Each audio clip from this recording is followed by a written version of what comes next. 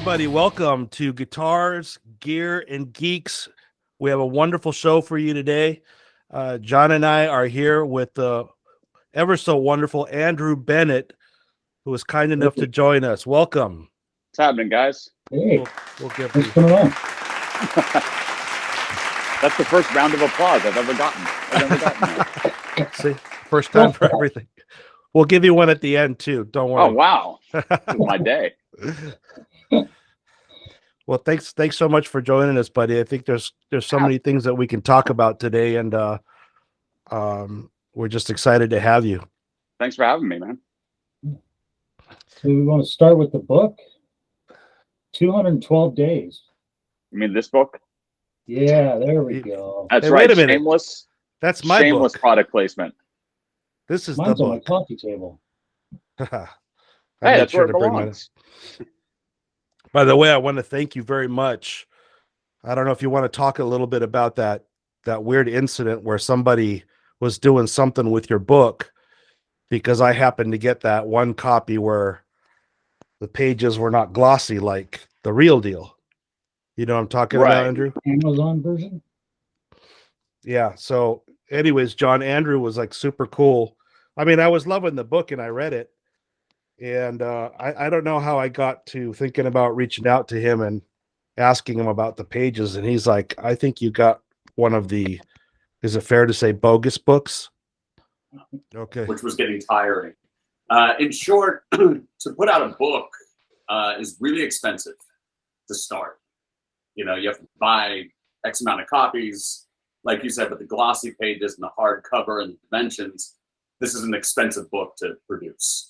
Right. So there was somehow, I forget the connection, but I met with this guy when I was in New York, when I lived there. He's a diehard Van Halen fan. Seemed like he had a really good resume of being a good person who invests in things. Long story short, I go into business with him. And as we start going, things seem a little fishy with him. I'm starting to get a bad vibe. Bringing up some concerns with him. It turns out things like the FedEx account number that we were using, he stole that account number from Intel. Wow. And he worked at Intel, where he got fired for stealing software. Oh, completely. Oh. So I found out all these things. 2 days later, somebody tells me my book is on Amazon as a paperback. And I called this guy up. And he starts screaming at me, we always said we would put it on Amazon. We always said we would do a paperback. And I was like, first of all, I don't know who we is. I see my name on the book. Yeah. But I don't see it written by Andrew Bennett and this other motherfucker. So, you know, he's screaming at me and this and that. And he's telling me how we always said we would do this. And I said, first of all, we never said that. Second of all, this went up in the last couple of days. You've been planning this, you con man. Mm-hmm. And so from there, I did a little research on him. Some other people looked into him. Apparently, he's a well-known con man. Like, this is kind of like how he gets through life. He prides himself and sells himself as a stand-up comedian. Oh. But he doesn't play clubs. He plays these corporate events. And comedians like Russell Peters have come out. Russell Peters is a huge comedian. He's come out saying that this guy is a hack, this guy's a con artist, this guy steals jokes. Anyway, the guy's a piece of shit is what I'm getting at. Yeah, apparently. So, yeah. Go to those lengths. Yikes. Quite a challenge for a year and a half. And this man, who knows how much money he stole from me. I don't know how many copies he sold on Amazon. But it was really hard to get it taken down off of Amazon. And it took, I think I was a year into like emails and phone calls. One day I just had this spark in me that was like, I'm just going to call Amazon again and see what happens. Right. I get this guy on the phone. I explained to him that this dude is bootleg my book. And he says, what's the name of your book? And I said, Eruption in the Canyon. And the guy at Amazon goes, the Van Halen book? I said, yeah. He goes, I love that book, man. I bought it. Oh, that's cool. I said, well, man, you might want to return it.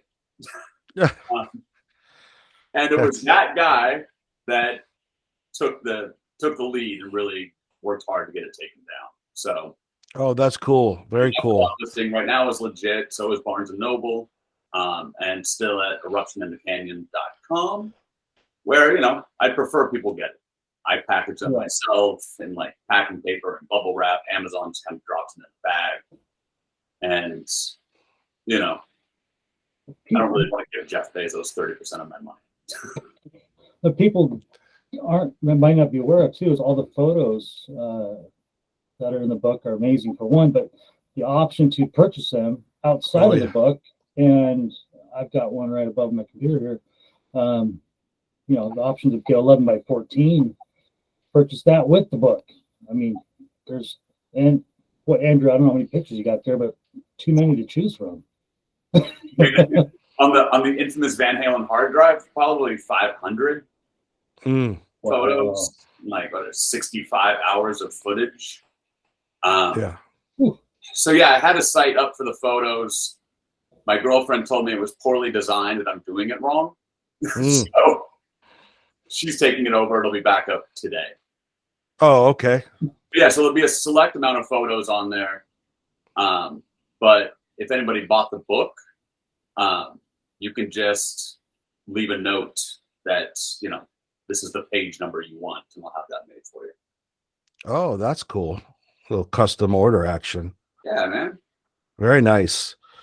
Really quick, going back to that thing about that, not to bring up bad apples, but it's just really interesting to me. And it's kind of, you never know if there's somebody out there that's going to try to do a Van Halen book, and maybe there's something that they can learn from you on how to be careful and not to get the shaft. But you mentioned that he was doing paperback. Well, the one that I got was just like this one. It was the really badass hard copy or hardcover, I should say. And this was all glossy. But when you opened it, the pages were all matte. Yeah. That was so maybe there was two different versions. There was a paperback matte and then a hardcover matte, or he did this poor quality paperback, right? From what I understand, the dimensions were all off and pictures were warped. I don't know how he sold any of those. And then he did, I think he tried the hardcover, but that was right when we were about to get him shut down. And so like the pages now that it's on Amazon and Barnes and Noble, they are matte pages. Amazon won't do glossy, neither does Barnes and Noble. Oh, wow. Yeah, they will if I stock them. I think the minimum amount I have to stock Amazon with is 1,000 copies. Oh. And I don't want to drop numbers and this and that, but let's just say that the profit margin on my books is very, very thin. So I don't have tens of thousands of dollars to stock up Amazon. It's so hard. But what I did do is, instead of having Amazon print them, which is what that guy was doing, Amazon prints them on you saw it on this cheap paper. So I use a reputable printing company. So the paper is like 80-pound weight, like the best printing there is. So it's the one on Amazon right now is legit and very good looking. Yeah. Well, again, great job on it. It looks fantastic, feels fantastic, and it's really awesome to have. I think at this point, anything that we get that's good, reputable stuff on Edward is like so exciting, and so thank you for that. It was my pleasure, man. It was fun to write. Yeah. Cool stories in there. One was about when Ed kind of pulled you aside, but you were talking to Roth too much or something like that. We're gonna go right there. I'm just curious how Ed's attitude was. I mean, because you guys were buds, like, right, through the whole duration. Oh yeah, the whole duration. Oh, you really are jumping to the ending. I just visualize that Eddie just all of a sudden turned 180. All right, fucker. Well, no, I mean, what's cool about the book. What's cool about the book and the way I did it, I think, is that instead of writing some tell-all bullshit, like, here it is from my perspective. First of all, who gives a shit about me and my perspective? I just wanted people to feel like they were a fly on the wall at 5150, the same way I was. Yeah. Like, I wanted you to feel like you were standing in the corner of the studio watching this happen. Yeah. But yeah, we were definitely buddies and very friendly, and I was there almost every day of the week. And then David Lee Roth called me, and there was a chance I was going to film the tour in 07. And Dave called me and said, "Hey, man, if you're going to film Van Halen, you got to get to know the image that is Diamond David Lee Roth." I said, "Come up to my house tomorrow, man. You come hungry. I'm having it catered." So that's when you got the cheese and crackers or something? yeah. So this is well into filming at 5150. I've been there for 8 months at this point. So I understood how this band works. You cannot be friends with everybody. You can be friendly, but you kind of choose your camp. And Dave has his own people. Eddie has his own people. So I knew, like, to go ask Ed. So I said, "Ed, you know, Dave wants me to have lunch. He has an idea of filming something." And I said, "Do you mind if I do it?" He goes, "Nah, go ahead. Go ahead." So we went up to Dave's house to have a catered lunch, I guess. But it was just 3 caterers holding trays of cheese and crackers. That was it. And he came out into the backyard by the pool in some kind of kimono, carrying 2 samurai swords. And he stood there by the pool and did this routine with samurai swords and this big giant flag, all to the opening of Everybody Wants Some. And then he sat down, looked at me and goes, "Now do you understand the image that is Diamond David Lee Roth?" And in my head, I was thinking, I do not. I have no fucking idea, actually. None. You just made it worse. Brother, I still can't get over the fact that there's cheese and crackers and that's it. Thank you. You know, Oh, I have to ask. It's such an on the level question that anybody can relate to, whether you're talking about guitar and gear or just you having somebody over tonight, and whether you're single or you're old lady, and you say, "Hey, so and so's coming, or Andrew's coming over tonight. What should we get?" You know, we're thinking like, well, what does he like to drink? You know, I don't think you're drinking anymore, but you talk about that. Okay, well, let's have this sparkling water, but hey, let's do a charcuterie board, or what kind of meats, what kind of cheeses. You put some thought into it, and maybe something else a little extra.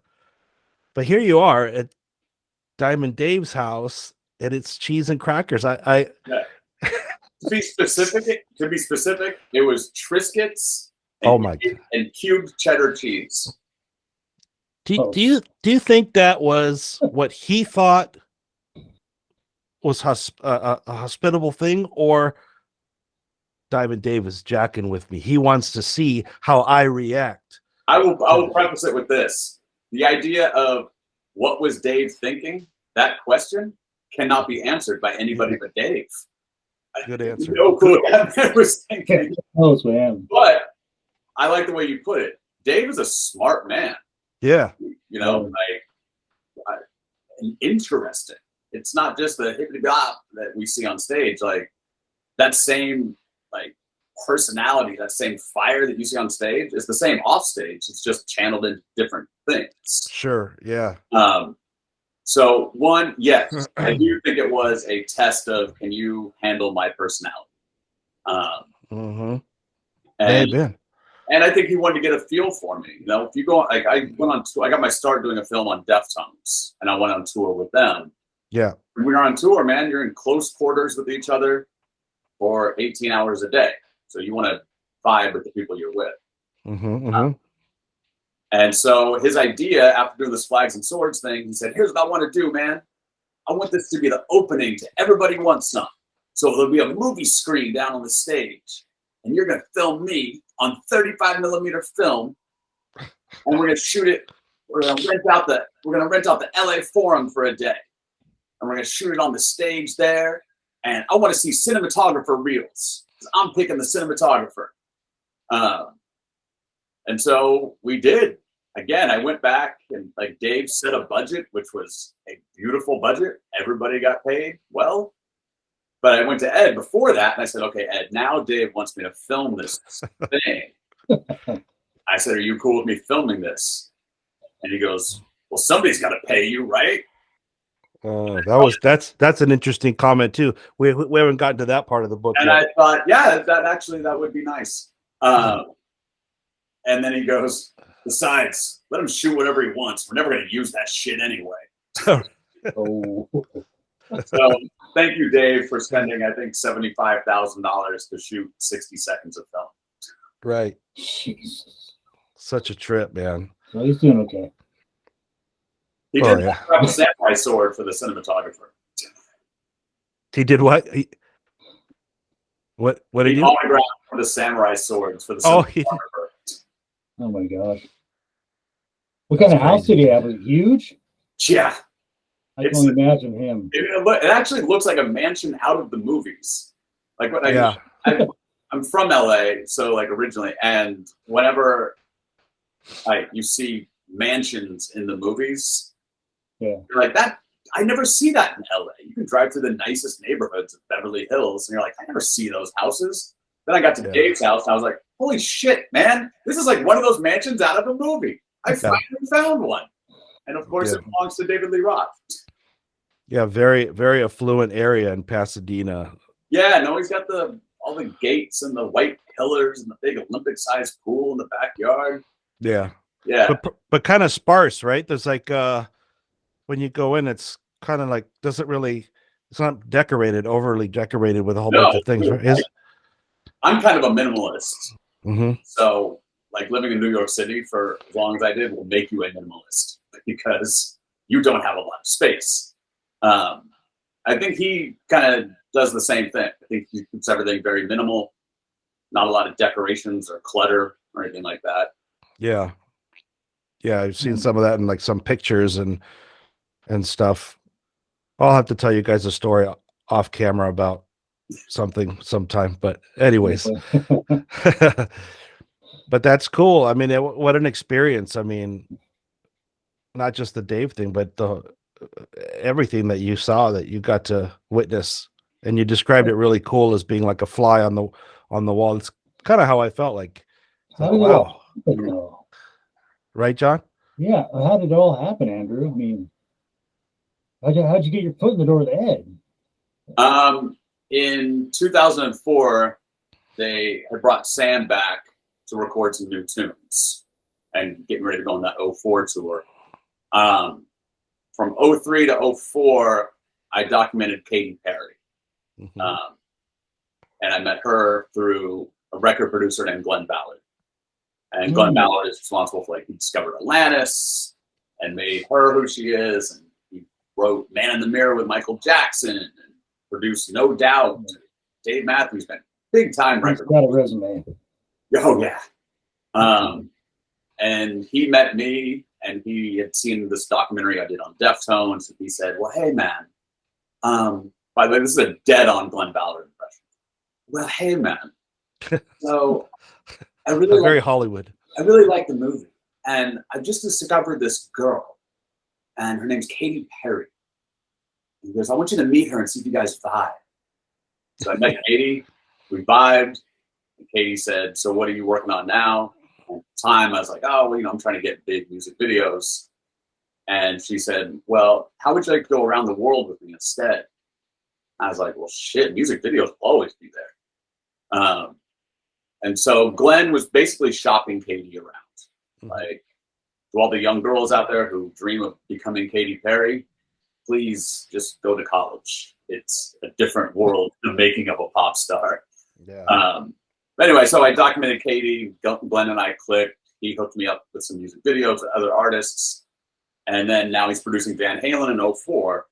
And he's with Eddie one night. And Eddie is very frustrated with his bandmates. And says to Glenn, I wish there was somebody here to document my side of this shit. And Glenn goes, oh, hey, man, I know this kid. I was young enough to be called a kid. And he showed him the trailer to my Deftones film. And the head of Maverick Records, when I did that movie, called me and said, I watched your movie. And I said, yeah, what'd you think? He goes, I thought it was dark and depressing. And I said, oh, thanks, man. He goes, that's not a fucking compliment. Oh, shit. And I decided like a Radiohead documentary, and I decided The Last Waltz as two documentaries that I liked on bands. And he screamed at me, I'm trying to turn Deftones into Limp Bizkit, not Radiohead. And then smart-ass 23-year-old me said, why would you want to turn them into a band that sells 3 million instead of a band that sells 10 million? Which I thought was a very fair point. Boom, yeah. But Guy Oseary did not find that funny. Ah. And he screamed, fuck you, and hung up, and that movie never came out. But Eddie got a copy of it, and he loved it. Mm-hmm. And he said to Glenn, he goes, call him up. He should be up there filming. And Glenn said, cool, I'll give him a call tomorrow. And Eddie said, did I say tomorrow? Call him now. And Glenn said, it's 3 o'clock in the morning. And he goes, give me the phone and I'll call him. So my phone rings. It says Glenn Ballard. I answer it and all I hear is, Andrew Bennett. I said, yeah. He goes, it's Ed. And I wasn't expecting any of this. I didn't even know Glenn was there. I said, Ed who? Yeah. He says, Eddie Van Halen. And I said, with the nerdiest voice, oh, what's up, Eddie Van Halen? He said, what are you doing right now? I didn't want to tell Eddie Van Halen I'm in bed. So I said, nothing. He goes, good, come up here, I want to talk to you. Then Glenn gets on the phone and goes, all right, man, well, here's the address. Come on up. So I drive up, and Eddie's house, I think people know this, but Eddie's house and 5150 are on the same property. So I drive over there, and Eddie also owns basically this entire canyon in Los Angeles. This entire It's huge. I asked him once, why did you buy so much property? And he said, because I didn't want any fucking neighbors. I said, well, shit, man, you sold 30 million records. Congratulations. You don't have neighbors. But I get up there, Glenn Ballard comes walking out and hugs me. And all he says is, good luck, man. Good luck. And he drives off into the night. And that's what I wanted to ask you about. I'm glad that you brought that up. And at that time, did that good luck comment from Glenn mean a certain thing compared to later on in your time with Ed up at 50 minutes? Oh, yeah. Or did you go, oh, that's what the good luck was about? Now, and if you could elaborate on that. Oh, I knew what he meant by good luck. I knew within the next 10 minutes. It meant good luck working with one of the most dynamic personalities ever. Forget rock and roll, in the world ever. You know, plus Glenn knew that I was coming fresh off this Katy Perry experience where we're like flying first class and chauffeured cars, 5-star hotels and delicious meals to welcome to 5150. It is a cabin in the middle of the woods. Nobody is here. There is no room service. Right. But Eddie comes walking out, and this is 2004 when he had the samurai haircut. Oh, yeah. You know, he wasn't too healthy at that time. And he comes out and just walks up to my face and says, so you're Andrew Bennett. And I said, so you're Eddie Van Halen. And he said, the last time I checked, I said, Andrew, do you drink? And I'm 8 years sober, but at the time I drank. I was like, yeah, man, I drink. He goes, good, let's go drink.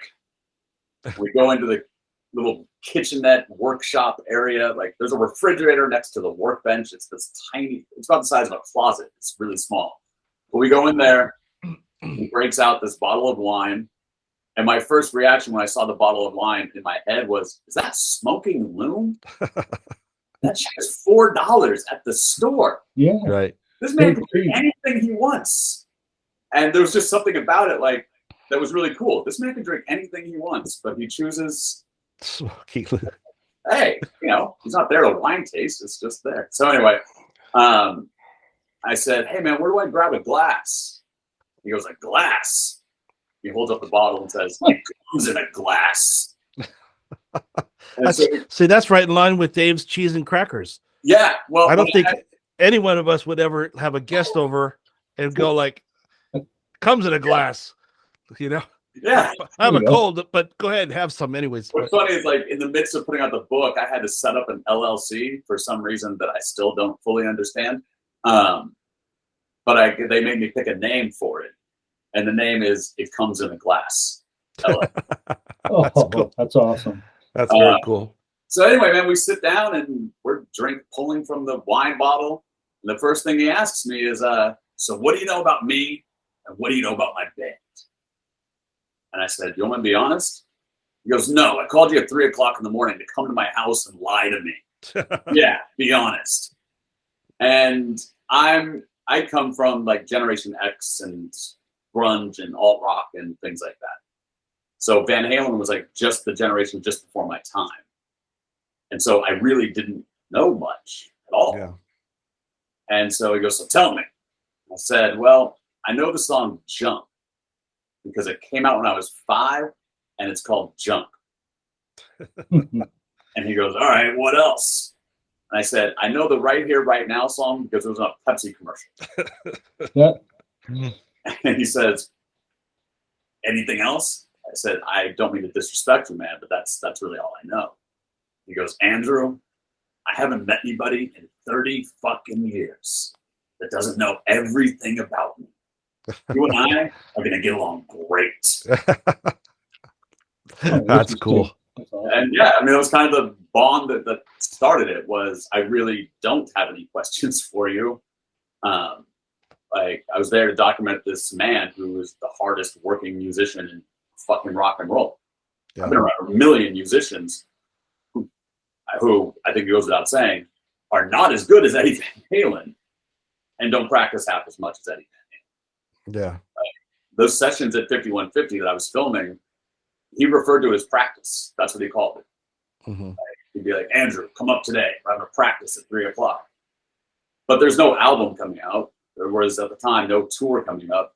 This man can do anything he wants in the world, go anywhere he wants. And he wanted to be at 5150 playing, practicing. It always seemed like he had a guitar in his hand when he was at his house. And it's either in his lap or next to him, or he's you know, that's just what he did. Yeah, it was kind of like a little safety net for him too. Like even as comfortable as him and I were, you know, at this point, like we moved my desk and my chair up to 5150. I'm editing the music videos that I'm making a living doing. I'm editing those at 5150. The most rock and roll cred that Nickelback will ever get is Nickelback. Your video for Rockstar was edited at 5150. That's right. I remember that. Yeah. But yeah, I mean, we kind of clicked on that level. I was more interested in the man in front of me. And I wasn't really there to document, you know, anything. There was nothing happening. There was no plan for this band. And, you know, so I did that recording stuff in 04, and him and I clicked like right away. I think he had somebody that he could vent to about shit and wasn't going to go start a blog or sell shit to TMZ or anything like that. And then in 06, you know, my phone rang again. And at this point, I have his phone number. And he says, Andrew, it's Ed. I said, hey, Ed. He goes, so I'm kicking that fucking bass player out of my band. I'm replacing him with my 15-year-old kid. And you should come film this. Holy shit. Yeah. Yeah. Actually, the description of kicking out the bass player was a little more graphic, but yeah, I really dig Mike Anthony, so Yeah, Mike's a nice guy. it was it was awkward. But yeah, that's the whole reason I came back up is he just wanted to document this time. His son joining the band, they're practicing on Tuesdays and Thursdays. I just wanted somebody to film it, so filmed a lot of band. Yeah. You know, everybody's different. Everybody's personalities are different. And you could end up meeting somebody at a party or whatever at a friend's house, and the other person might seem kind of like a loose cannon or whatever. And one person might go, this person might be too much for me. Or another person might get excited about that. I don't know what your personality is like, but when you met Ed that first night and you were swigging from the same bottle and stuff, and just kind of the way you describe how he talked, did you kind of feel like, wow, this is exciting, but oh man, I really wonder what I'm getting into, or was there some kind of apprehension, uncomfortable feeling? Well, in 04, I did a video for the song It's About Time. Yeah, great video though. Oh, thanks. Cool. And that was not Eddie's idea. That was Glenn Ballard's idea. Glenn said, "Oh, you're here filming all this stuff anyway. Why don't I pay you and just make a music video?"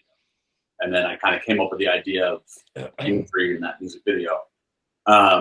So when I sat down with Ed and we're passing wine back and forth, and he's telling me, he's definitely venting about Sammy and Mike a lot.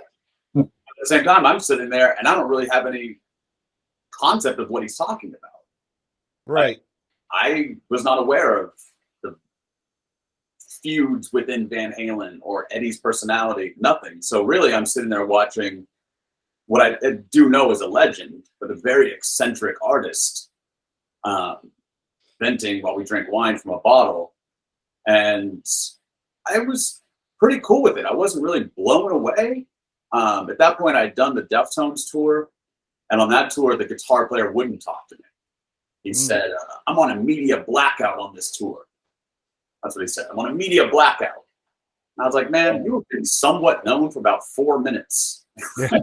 Right. Media blackout, my man. Yeah.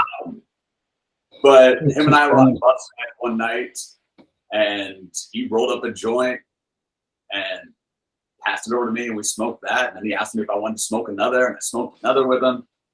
And then he goes, "All right, man, I'm going to go to bed." He goes, "But check this out. I'll talk to you from now on." I said, "What changed your mind?" He goes, "Shit. You're the only one of these people that can stay up and smoke weed with me. I might as well talk to you." See? Yeah, see?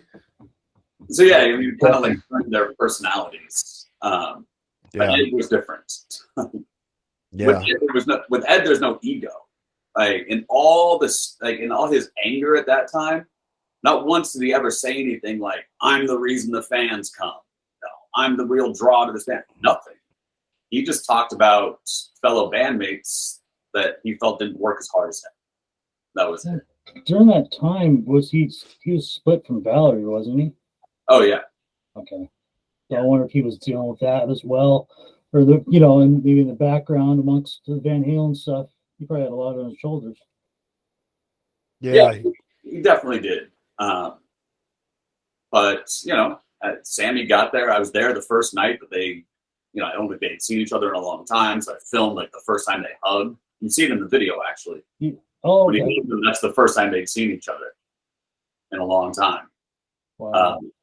But just in those 2 weeks, I saw those guys have some great times together. I saw those guys not have such great times together. Yeah. I think that anybody Eddie comes across with in his life, there's going to be, by default, these are going to be different personalities. Eddie was just like nobody I'd ever met. But I could say the same thing about Sammy. That man was a genius. I got to work with him. I think it was awesome. He's super down to earth. Like another one with no ego and very nice. No. None. I did a music video for him for the song "Loud." With the Cult. The Cult and Matt Sorum. Yeah, it was Billy Duffy, Matt Sorum, and Michael Anthony. Yeah. And, so when you do a music video, you write a treatment.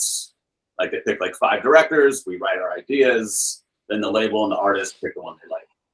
And the 5 treatments got back to the label. And Sammy read them and called up the music video guy at the label and said, "Hey, man, this Andrew Bennett. Is that the guy that was up at 5150 back in 04? The guy at the label says, "Yeah, that's him." Sammy goes, "Shit, man, hire him. He probably needs the money."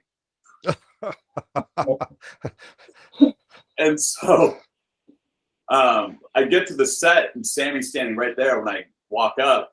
And Sammy just looks at me and goes, "Oh, Andrew, you're still alive." So Michael Anthony's not even standing there at this point. Michael Anthony's in a different part of the house. Then Michael Anthony comes out and Sammy goes, "Hey, Mikey, this is Andrew Bennett, guy that was up there in 5150 in 04, 06, 07. Mike looks at me and goes, "Wow, man, you're still alive?" Oh, see, wow. That says a lot, man. That really does. It does, but also I just like to point this out with Mike and Sam. Those guys went right into how is Ed. Like they were asking about a friend. Like they were really respectful. That's awesome. Yeah, that's not surprising. Doesn't seem surprising. But you bring up that thing where you said you were there for that first hug when Ed and Sam hadn't seen each other for a long time, and Sam talks about that in his book too. I think it was Red, and but it's described very differently. He's like saying, man, he came out and he looked like really like bad shape and was living like a vampire, Sammy was saying, and all this stuff. And so it's amazing that you were there at that time. It's like, it's cool because fans like all the Van Halen fans, John and I, it's like we love to hear about this stuff, but in some way you kind of wish, God, it's too bad Andrew wasn't there when things were super great. But I think that's there's a lot to learn from people like you that experienced those things in the tough times. Yeah, I got to see kind of these three different eras. Like when Sammy was there in 04, what Sammy writes is accurate. I in my book, my book was about like telling you the 30 best short stories. Yeah. Writing some long, drawn out, here's my experience at 5150, because who cares what my experience was? They want to know people want to know what's happening there. Yeah. And so yeah, I mean, Sammy's accurate, but this is not anything that people don't know. Eddie was definitely drinking heavy at the time. Yeah. He did not look good. But Sammy's been in a band with this man for a long time. Like he's Sammy Hagar, for God's sake. So like if Sammy wants to write a book, he's earned the right to bring up things like that. Sure. I'm just a filmmaker who got really lucky for 9 months. So it's not my place to divulge those things. Does that make sense? Yeah. No, it makes sense. Like I hadn't paid the dues. I'm not, I'm not Sammy Hagar. I'm not Dave. I'm not Matt Brook. Yeah. Maddie. So yeah, it was there. And then when I went back in 06, he was in better shape, but not great shape. He was still drinking. And then we took a pause and he took some time to go work on himself for a couple of months. Then I came back and there's Sober Ed 2007. And that's how, the last time I saw him was, somewhat healthy Ed. 2007, was this when you cut his hair and cleaned up?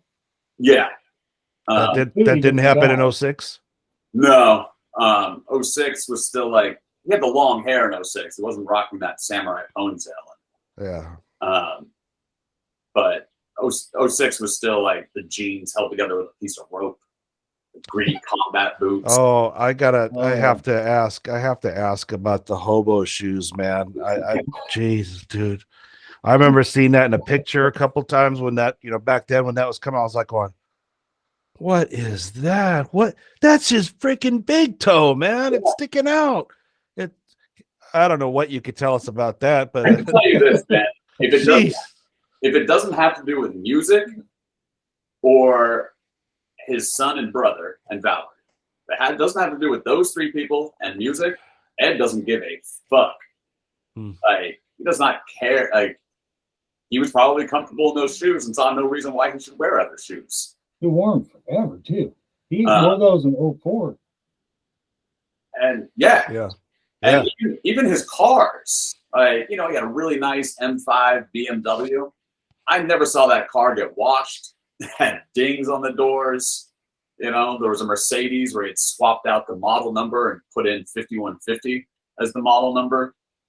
And that Benz was used just to drive around the property and haul gear up the hill. Yeah. Yeah. And then he had a black Ferrari. Like if he left the house, that's what he would go out in. And that had door dings and scratches and was never clean. He just, when it came to things like that, he just didn't care. Yeah, was it meticulous, huh? Yeah, I mean, inside of the main house, like there was really nothing in it. Any priorities in music. Yeah, the man spends 18 hours a day inside 5150. That's what he does. I think that's what's kind of cool about. It seems that's kind of cool about Ed, that a lot of things that I've read going so far back as when he was young, he did seem to have this element of the best way I could describe it. I remember I was like 14 or 15. I was going to go to high school, and I had a Kiss Lick It Up shirt on, and I was putting it on, and right before I put it on, I said, "There's going to be kids that are going to give me shit for wearing this shirt," and then I said, "Screw it, I don't give a crap. I like this band, and I'm going to wear what I like."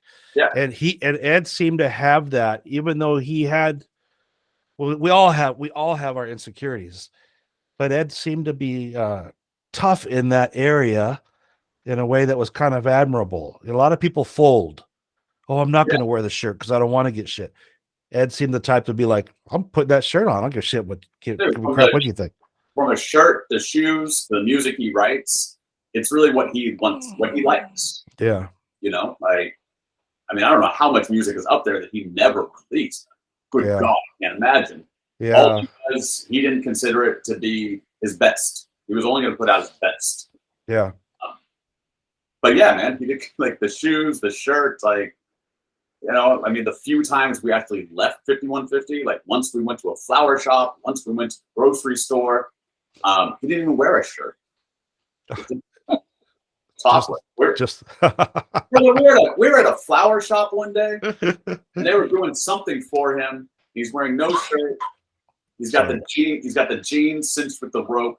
He's wearing the taped up combat boots. And there's this couch in like the foyer of the super fancy Hollywood flower shop. It's like 2 stories, a winding staircase. I don't know, man. Really fancy place. And Ed was getting tired, so he just laid on the sofa in the lobby and took a nap. There's a picture of it in the book.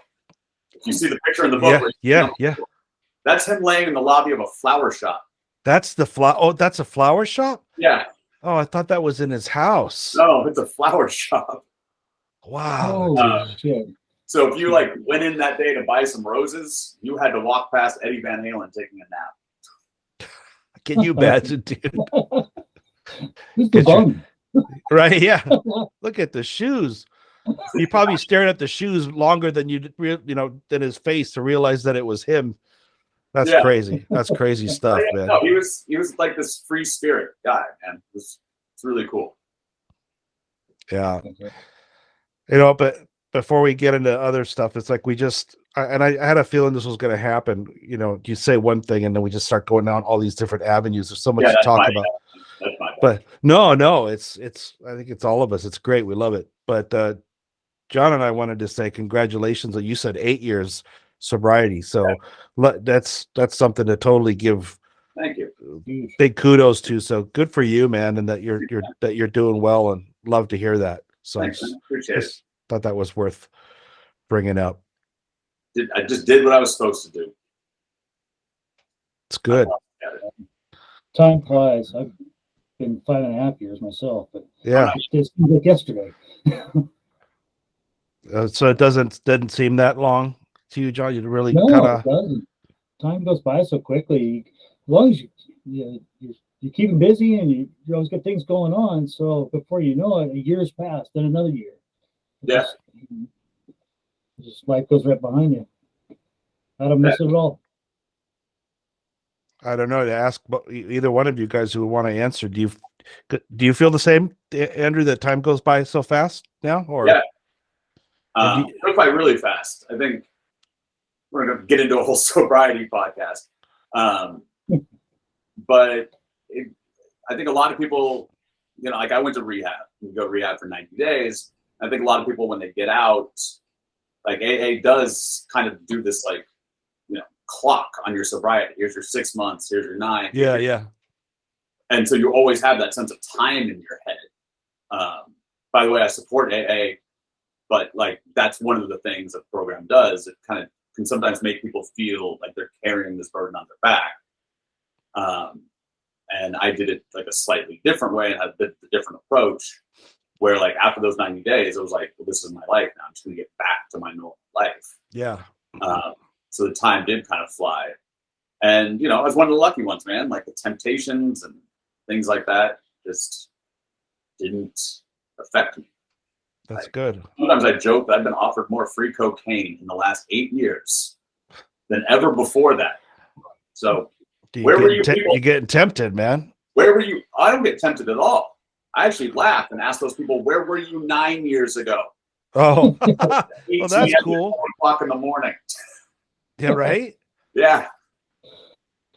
Well, it's Oh, funny. man. It's funny you said it's not to make it a podcast about sobriety, but it's cool that we just kind of scratching the surface on that just for a second, because you never know who's watching. That right now, that they're a Van Halen head, but they've got their own issues, and Yeah. you never know who you can plant the seed of inspiration with. And I'll say this. Like when I went to rehab, they'll ask, you'll be asked like, why did you decide to get sober? Like, the way I phrase it to those who are still struggling is, if it's all going so fucking well, why are you on the phone with me at 3 o'clock in the morning? If your drinking's working out so well, then why is it a problem? right. And I don't dismiss anybody's reasons for getting sober. Like, you want to get sober so you want better looking. You want to get sober for whatever reason. Mm-hmm. Do it. For God's sake, if you want to get sober for your dog, Jesus, please get sober for your dog. Your dog is very annoyed with you. But a lot of guys in the rehab were saying things like, I want to get my job back. I want to get my girlfriend back.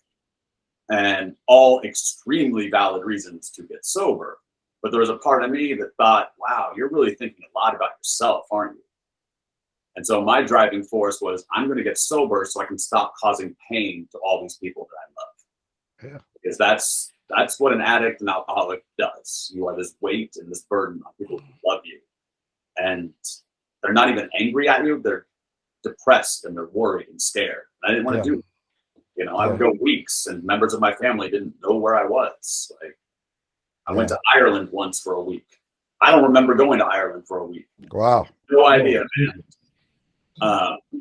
But I'll just tie this to Ed real quick. When Ed was getting sober, and again, I can't give you the specific reasons why he chose to, but when I got back and he was clean, we would talk. A lot of the reason he got sober was simple. He didn't want to put Wolfgang and his family through this shit anymore. That was it. He wasn't getting sober so he could keep on touring and making money. He had money. He's not getting sober so that the public will like him more. He couldn't give a fuck what the public thought about him. Yeah. So he did it for the right reasons. He did it for his family and his friends to not cause them pain anymore. Like a healthy family. Yeah, Eddie taught me a lot about life and people. I still can't play the guitar. No way. Oh, come on, you got to play Eruption. You've heard him play Eruption? No, I said Andrew's got to play Eruption. Oh. Learn it. I'll tell you, one day Eddie did play Eruption. Like the tour was going to happen, so Ed had to start practicing Eruption. And again, Van Halen fans hate me for this shit, and I apologize. But he played Eruption, and at the time, I had a couple of friends who would come over and watch like that day's rehearsals. They were huge Van Halen fans. And so they're like, dude, let me watch what he played today. I cue up this footage, and I go, dude, you got to see what he did today. I have never seen him do this. I don't know what he's doing to this guitar or with this guitar, but this is the craziest shit I've ever seen, man. My friends were really excited. I put it on, and my friend stops it 10 seconds later, and he looks at me and says, do you know what he's playing? I said, no, man, it just came out of nowhere. I have no idea what it is. He goes, that's called Eruption. It's the most famous guitar solo in history. Right. He takes a pause, and he goes, you undeserving motherfucker. Right. I did take that guy to the friends and family show where he got a kiss on the lips from Eddie. So, Oh, that's you're welcome, cool. Aaron. Yeah, that's cool that you did that. It's funny, John. I don't know. You probably know Eruption. It's like for as long as I've been playing, it's kind of embarrassing, but I think there's a cool side to it. It's like I never learned it. And growing up, you had friends like that play guitar too, and like, oh, they come over and like, dude, I figured out the solo for Crazy Train and this and that. And I was always writing my own songs. So I was like, oh, that's so cool. So you kind of feel embarrassed. It's like, you've been playing that long and you don't know how to play Eruption. It's like, I just never took the time to learn it because I was writing my own stuff. Yeah. So it's a catch-22. You think the same, John? All right, you probably know it though, right? Well, I took the time to learn it, but then Yeah. I got to a certain point where I realized that my fingers don't sound like Ed's. Yeah. And so I could hit those notes, but it didn't sound the same. So I stopped and I went on to Right. other things. Right. So I could have the speed and all that stuff, but trying to capture the Ed sound was impossible. There's just You no have way to to have do Ed it. soul to catch Ed's sound. That's the problem. Yeah. Because I've seen guys play Eruption and I've seen Van Halen cover bands, and these dudes are crazy talented, like amazing. Yeah. Especially you say like, you know, like on Facebook or something, it'll be like some 14-year-old kid playing Eruption. And it's brilliant. But like you've seen Eddie play it on stage and he goes into like that zone. Yeah. He's separated from Yeah. the earth. When he played it at rehearsal, the first few times he started it, he messed up. He couldn't play it. Yeah. Yeah. And then finally he gets into it and he's still looking at the fretboard a little bit. But then for like the last minute, that's when the head goes. Yeah. Yeah. And he just goes into that state. And then when he was done playing, he shakes his hand and goes, God damn, I haven't played that song in 5 years. That's interesting. You bring that up because now I want to ask: because did Ed ever talk about? I don't know if in that time period that you had with him, I know that he had surgery. A bone spur. Yeah. A bone spur on his thumb, something like that. Yeah, I know he had something going on with his thumb, and I think he went to Germany for those surgeries and stuff like that. Yeah. But that wasn't in the time period. I don't remember the time frame that when Ed had that. Were you there, Andrew, for that? I don't remember that. Did he ever talk about his hand or him having problems? Really, it was just that day with Eruption. Aside from that, no, he seemed fine. I want to say that was later on after the tour, like 08, because when he was on 2.5 Men, he had that bandage on his thumb, right? Yeah. He would rub like some Tiger Balm on his hands, which I've like my friend Chi from Deftones, rest in peace. But Chi would take an entire gob of this Tiger Balm oil. You're supposed to use a dab of, and he would take the whole can and just rub like hands all over it just to get through a show. Oh, really? Yeah. He was a hell of a player. But no, I don't remember surgery, but yeah, you could tell the hand was definitely getting there. And if you saw Ed's hands up close, you could tell those hands have done some work over the years. Well, they looked like what I put it, tree roots. They were just monstrous. Right. Yeah. Some of his knuckles are just like boom. That's stretch he had. Jeez. I asked him one day, I said, do you think you could teach me how to play the guitar? And he said, let me see your hands. I showed him my hands. He goes, no, you'll never be a guitar player with those hands. Oh. And then he's walked away, so I didn't get a chance to follow up. All I thought was, wow, you know what? If my dream was to be a guitar player, this would have just crushed me. Yeah, Eddie Van Halen just told me you never be. Yeah. That's yeah. I mean, that pretty much kills it with the guitar for me. And then my girlfriend tells me I can't sing, which is true. So I better stick to writing books, man. Maybe there's something John and I could tell you that you could do by the end of this podcast. I can read sheet music, and I know like some basics of playing the piano. So we have a piano in our house. So trying to get my girlfriend to give me lessons. Piano solo record. Can you touch on the getting the opportunity to somewhat sing for VH in the studio? Yeah. So when the tour was back on, they scheduled like just a few rehearsals at 5150. One, like, I think part of it was like the brothers wondering, can Dave still do this? And Irving Azoff, who owns Live Nation and managed Van Halen, Irving Azoff probably wondering, can these dudes all be in a room together? Yeah. So Dave came up a few times, but one day he didn't come up. He canceled. And I'm sitting at my desk editing. Eddie walks in and he says, Dave's not coming today. We need somebody to sing a song. Get in here and sing a song. I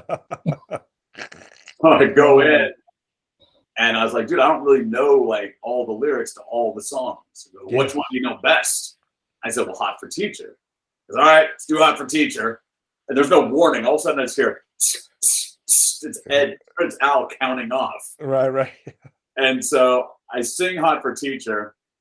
And afterwards, I'm also singing it into David Lee Roth's engraved microphone. It says David Lee Roth on it. Yeah. Which there's a beautiful picture of in the book.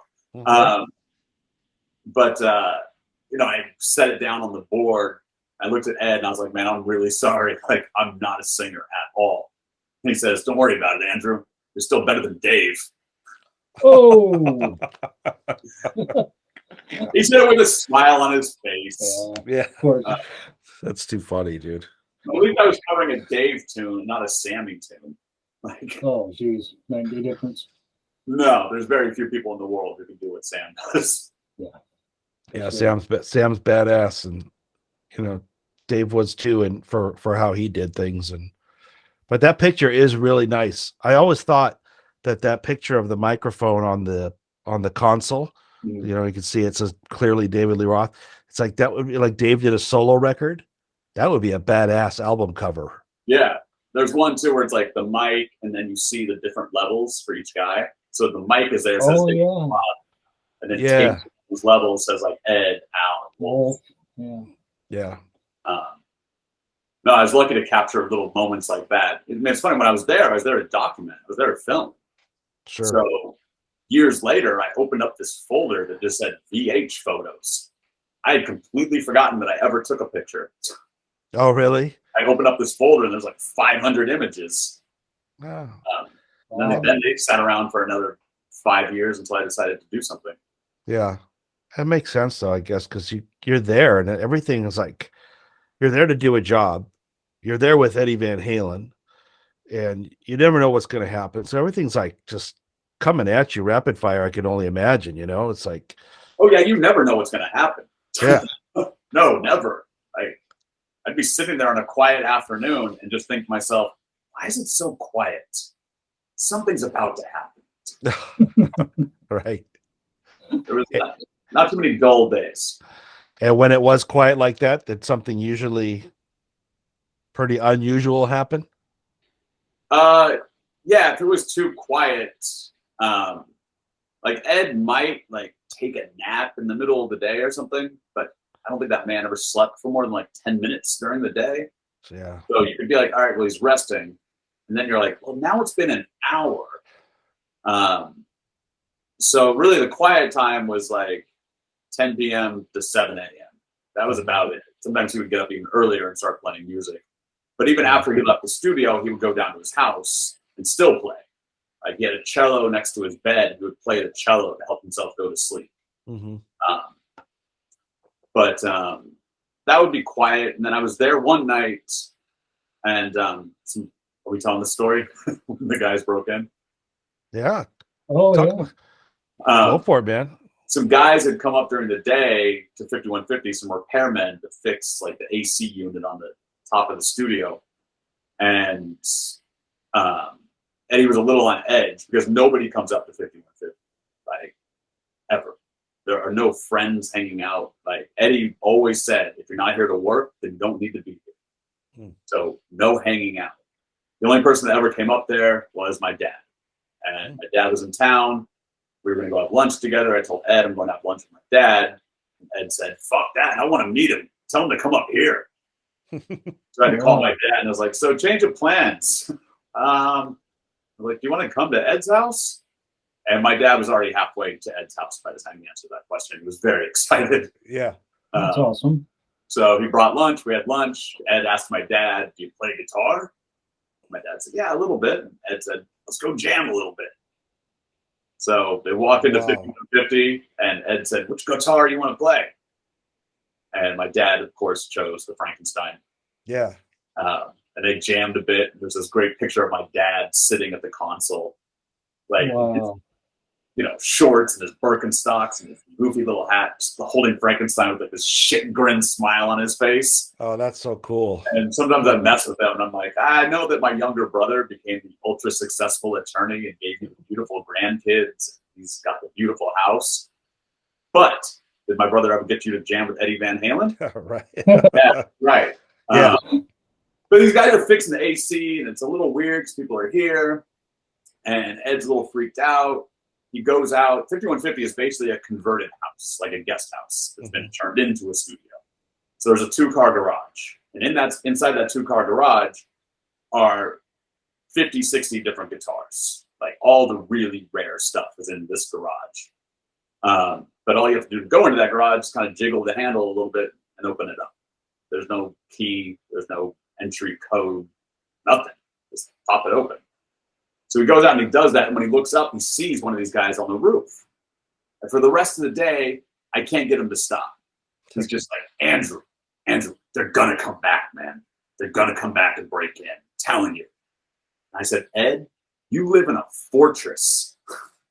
Like, this place has got 50 security cameras mounted in trees. Your personal security patrol is not some hired company.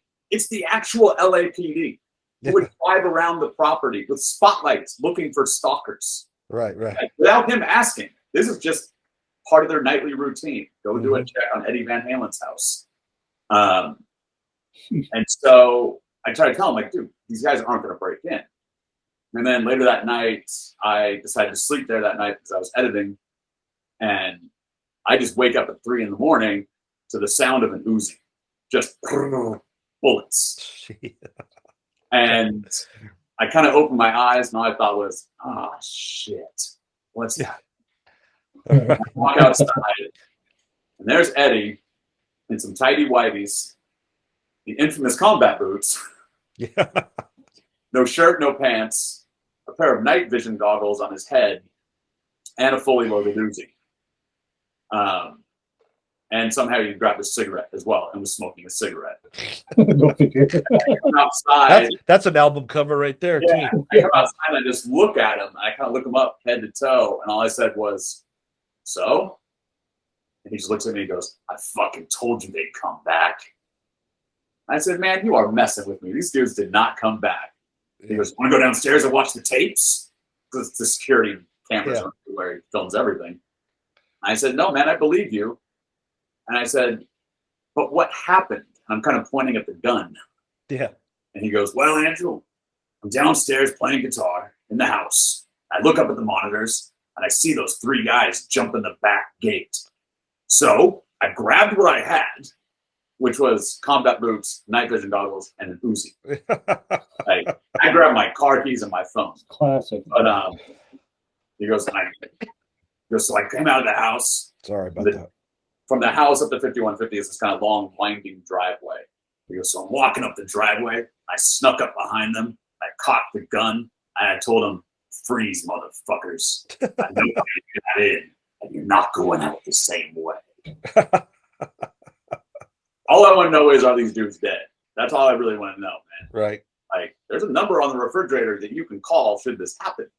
Like, the LAPD really likes Van Halen a lot. And I said, okay, but Ed, but what about the gun? He goes, Andrew, let me tell the story.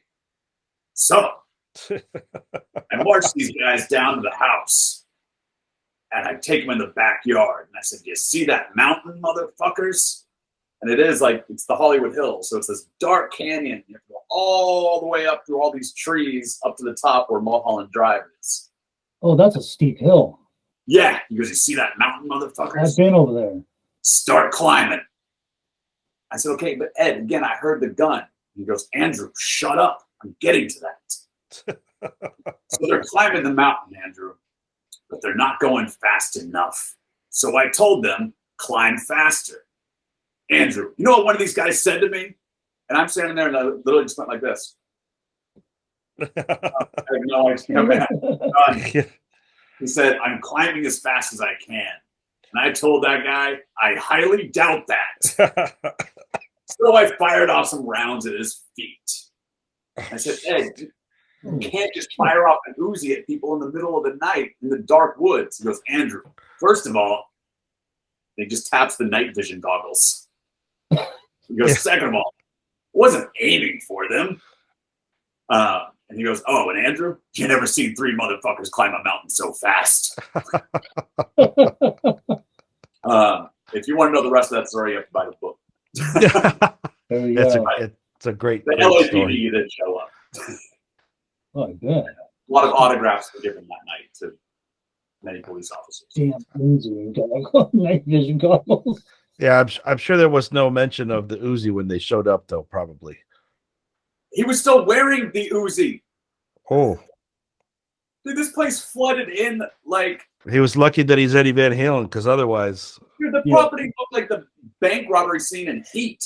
There was like that many cops on the property. yeah. And Oh, no, shit. not one person asked him to put away an Uzi. And he didn't think to take it off. Wow, You know what? that's When you crazy ride stuff, Eruption- dude. When you ride Eruption, Yeah, right. it's- You can own an Uzi that you're not supposed to have. That's I- cool. for all I know, he was fully licensed and had a license to carry that weapon. I can't say. Yeah, who knows?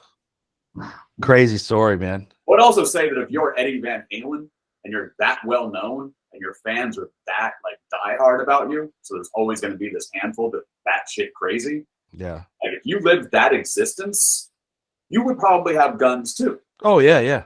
Yeah. You know? Absolutely. Like whenever somebody talks about Eddie's behavior, they should also remember that Eddie Van Halen had a completely different life than all of us. Sure, for sure. There's somebody driving up his street right now to go look at his house. I'm sure. It's Yeah. just happening all the time. Yeah, and I always point out that like while he's famous, there's a huge difference between being famous and being a legend. That's different. Yeah. He was a legend, you know. Harris Hilton was famous. Yeah. That's a good example. Yep. Yeah. A gear question.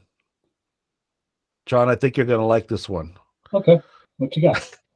You be the judge though. During your entire time at 5150, was there ever any type of gear, whether it was guitar, recording equipment, or amp wise, anything that Eddie was having trouble with and didn't like and stopped using? Or you can go the other route and talk about gear that he was raving about all the time. I mean, I can't give you specific gear, but in regards to his gear, a lot of songs were stopped because he didn't like what was happening with that guitar or that amp or that pedal or whatever. Yeah. And again, like, I'm sorry, it just makes me smile because this man was like the greatest who ever lived, who worked hard like a kid still trying to make it, Yeah. who can't afford things. Mhm, Like, mhm. you know, many times rehearsal was stopped. He would just walk out, go in the next room, or this like really shitty small workbenches, nothing fancy. Yeah. Just take the guitar off, take some tools, tweak some things, and then go back in. Sometimes if like something was going on with his pedal board, I mean, there might be a photo of it in the book, but I definitely have pictures of it where he's just crawling under the console and trying to rewire things. Oh, You know, he had Matt Bruck there to do those things, but yeah. I never saw Eddie stop because something's wrong and go, "Where's Matt Bruck? Get Matt Bruck in here to fix this." Eddie Van Yeah. Halen was quick to just get on his hands Just and knees and start Did it fixing. himself. But yes, he was always tweaking something. Yeah. Wow. I can't give you exacts, but like I would say that a good amount of at least once, twice a day, I would walk through to see him like on the workbench with another guitar, tweaking something, changing something. Mhm. Yeah. Was there ever any particular guitar that you can recall that he just kind of said, "Screw this thing, it's a piece of shit. I can't get it to do what I want it to do," and give up on it? There was this, I'll send you guys the photo and you can update it. It kind of, it's like it's orange, has kind of an orange splash design on it. I wish I could pull it up. Yes, there was this one orange guitar that one day he hated and just threw it down on the floor in this big area of 5150, this larger rehearsal room. And 4 months later, it was still there on the floor. Like he didn't like it so much he bothered to pick it up. Just threw it on the floor. Does that description ring a bell with you, John? Orange, splashy kind of thing? I wish I don't think it's the one hanging behind me. I hope not. don't think it's in the book. I should have come to think of it. I should have put that in the book.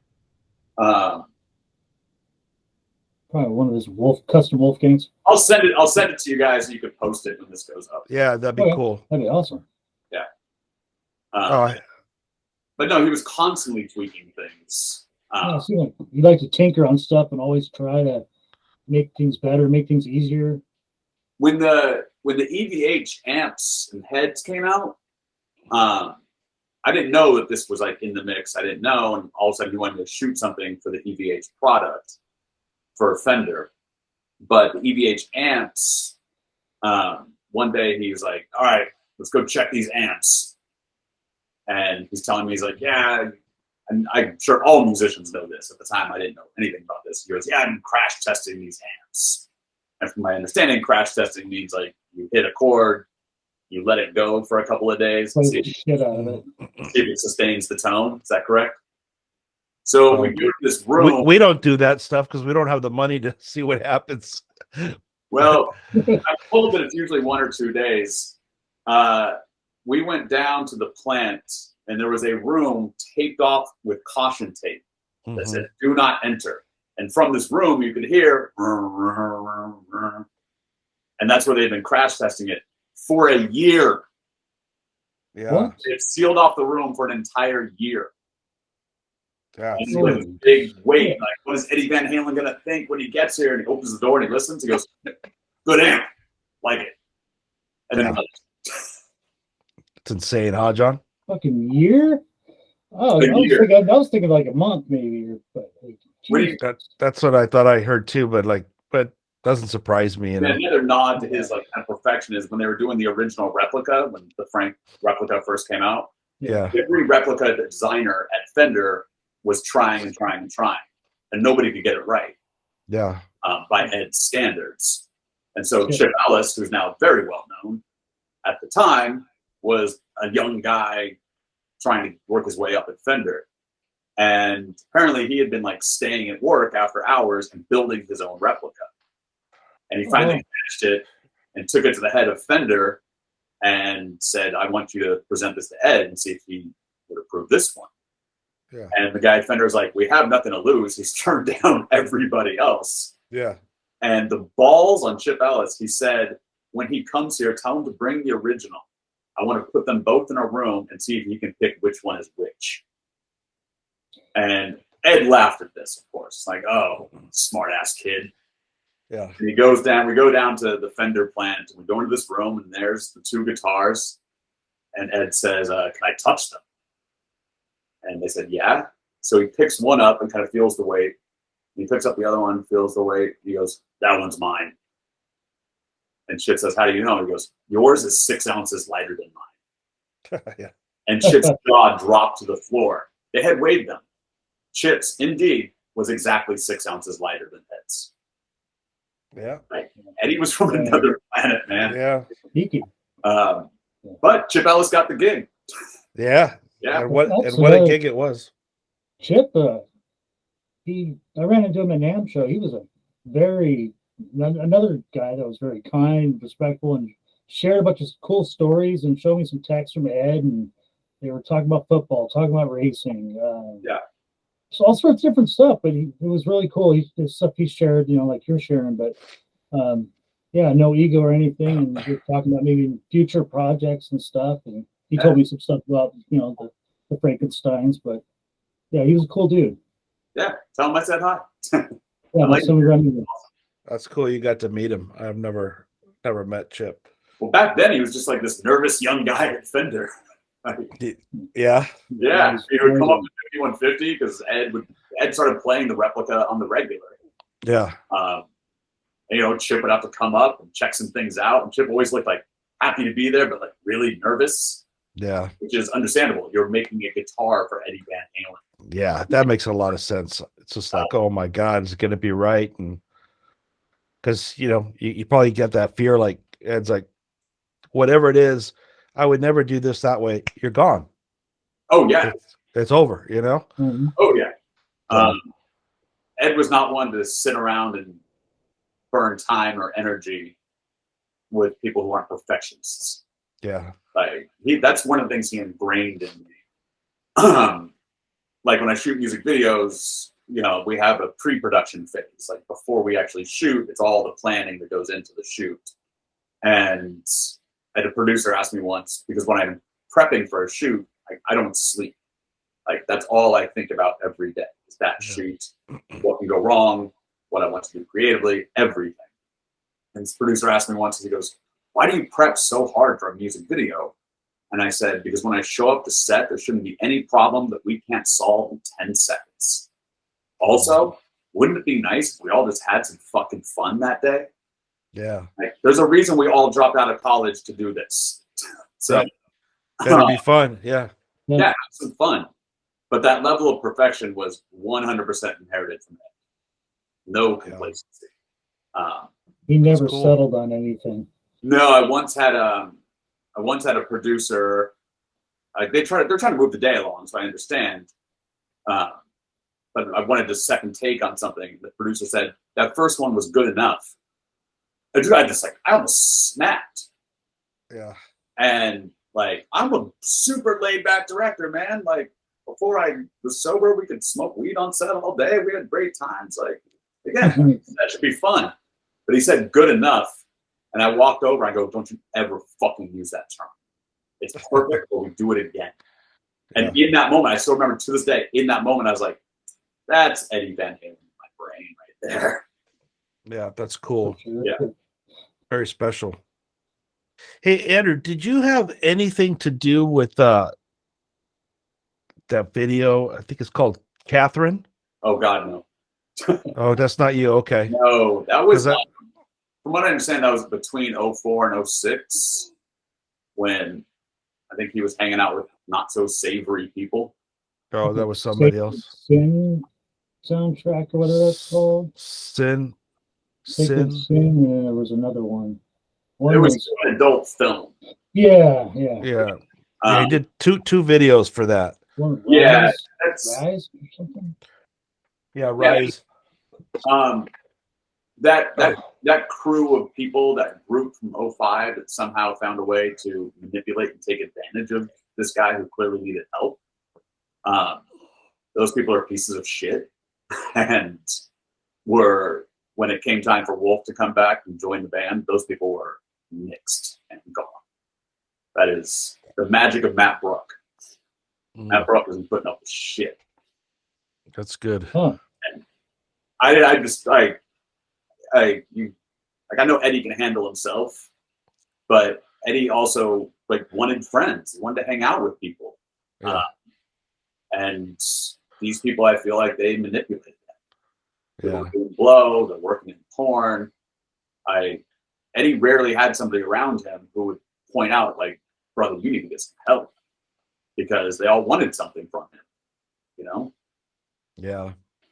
And sometimes too, I think you're around somebody like that, like what it must have been like being around Elvis. It's like you want to help the guy and say, "Hey, you can't be doing that," but you don't know that if you say something like that, Elvis is like, "Okay, well, you're gone." Yeah. And maybe people we're talking about sticking to your guns, and those people in 05 from that world, to them it was just like being around him, hanging out with him, probably telling all of their friends that today I hung out with Eddie Van Halen and we did this and this and this. I think it was just them manipulating him because he's Eddie Van Halen. Yeah. So yeah, the porno people were pieces of shit. Yeah. Hi, porno people. There you go. Yeah. So on the book, there was a couple of. Did you see, Marco, the one guitar that had a striped binding on it? It had the same pattern as the Frankenstein, like the red, white, and black. But the binding strip around it was striped up, and the rest of the guitar was like an amber color. It was like one of the prototypes Fender gave him, one of his first Wolfgangs that you captured, Andrew. And I've never seen that guitar except in your book. And that's the only place you'll find it. Do you know what page it's? Oh, okay. Mine's was still. Everybody turn to page. It's story time. It's story time with Eddie Van Halen. Actually, page 204 is that orange guitar on top of a stool that I was telling you about. Oh, okay. Page 204. That's That probably- one is not getting played for whatever reason. Oh. But hold on. Yes, it's some dead time, but oh. Dude, he played that one a lot though, John. That's that Sunburst one. Oh yeah, that was on the 04 tour.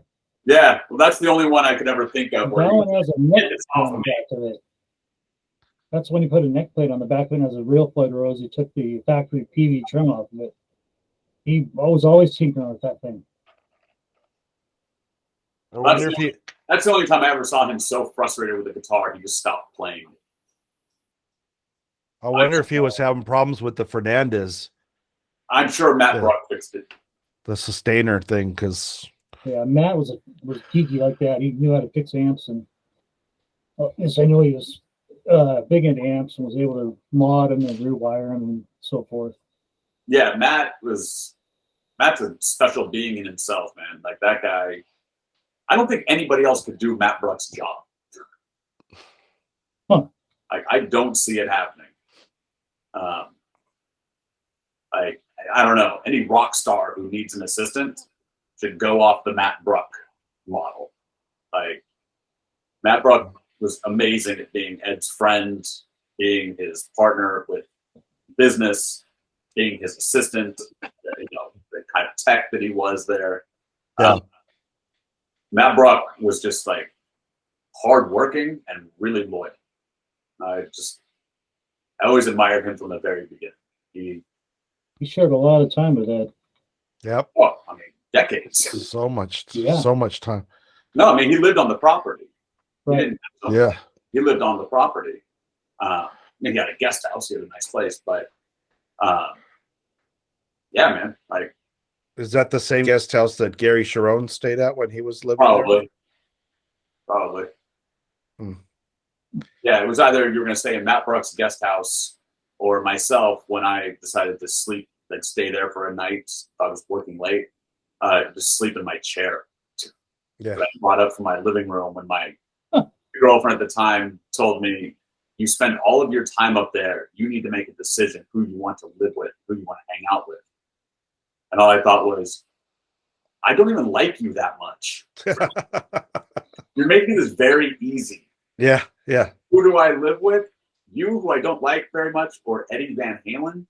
So Yeah. Oh, I actually slept there like with a suitcase for about a week. Right.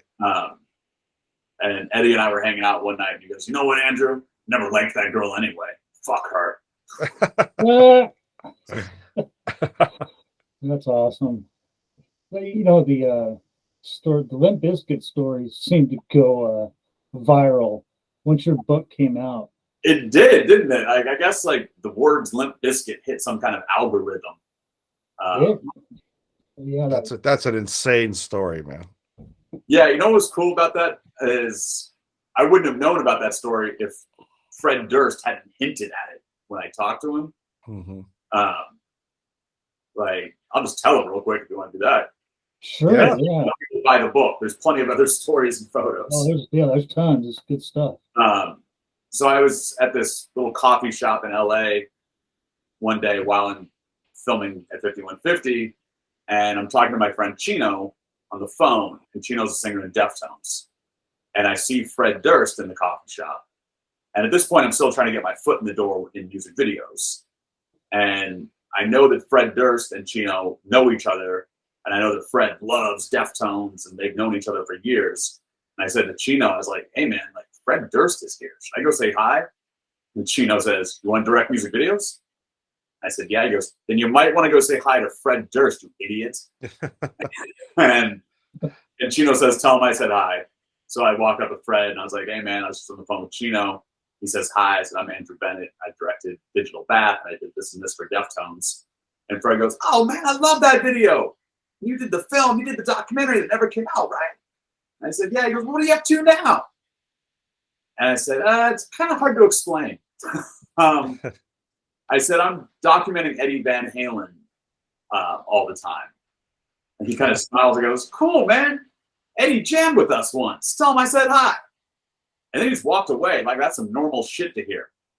Yeah. And I got back up to 5150 and I see Ed and I said, "Hey, Ed, I gotta ask you a question, man." I said, "I was just at Earth Cafe and I saw Fred Durst."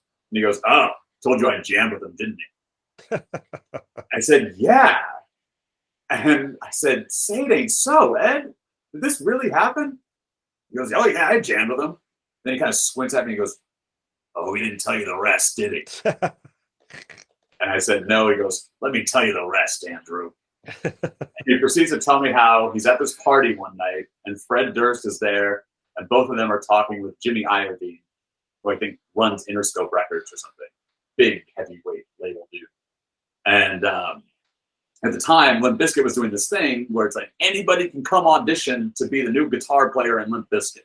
So like around the corner at like Guitar Center or something, you could audition to be Limp Bizkit. And they're talking about that, and Jimmy Iovine makes this joke, says, "Oh, you know who you should get? You should get Eddie Van Halen." And Fred Durst, who's a funny dude, goes, "That would be hilarious. The greatest guitar player who's ever lived joins the worst band that's ever lived." And that's funny. And Eddie goes, "I don't know. Let's jam, see how it works." And so Limp Bizkit at the time, they had this house in LA that they're rehearsing at. Like, when you get to be a big, rich rock band, you no longer have to rehearse like in some rented space or a garage. You actually get a giant fucking house to hang out. That'd be nice. And so, you know, Eddie's like, "Yeah, I'll come over." So Eddie comes over, but Eddie brings all of his own gear, down to cables. Like, obviously bring his own pedal board, his own guitars, his own amps, his own heads, his own power cords, like everything is his. And he goes, "Yeah, I went over there and I jammed with him." And I said, "What was it like?" And he goes, "Andrew, it was like being a scholar amongst kindergartners." And he goes, "Did he tell you anything else?" And I said, "No." And he goes, "Figures." I said, "What?" And he goes, "Well, they started to smoke weed." Eddie hated weed, hated it. Like, he associates it, you know, given his generation, he associates it with laziness, burnout, hippies, hotheads. Yeah, it's not the, you know, mainstream thing it is now. So like at 5150, weed was forbidden,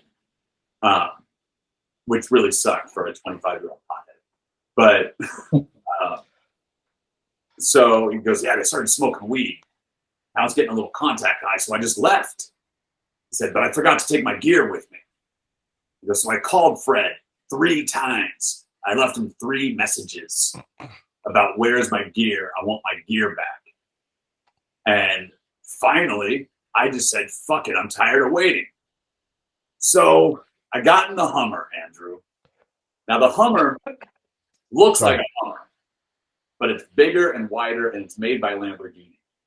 And it was made specifically for the Saudi Arabian military, which is the same auction. He got that car at the same auction he got the night vision goggles.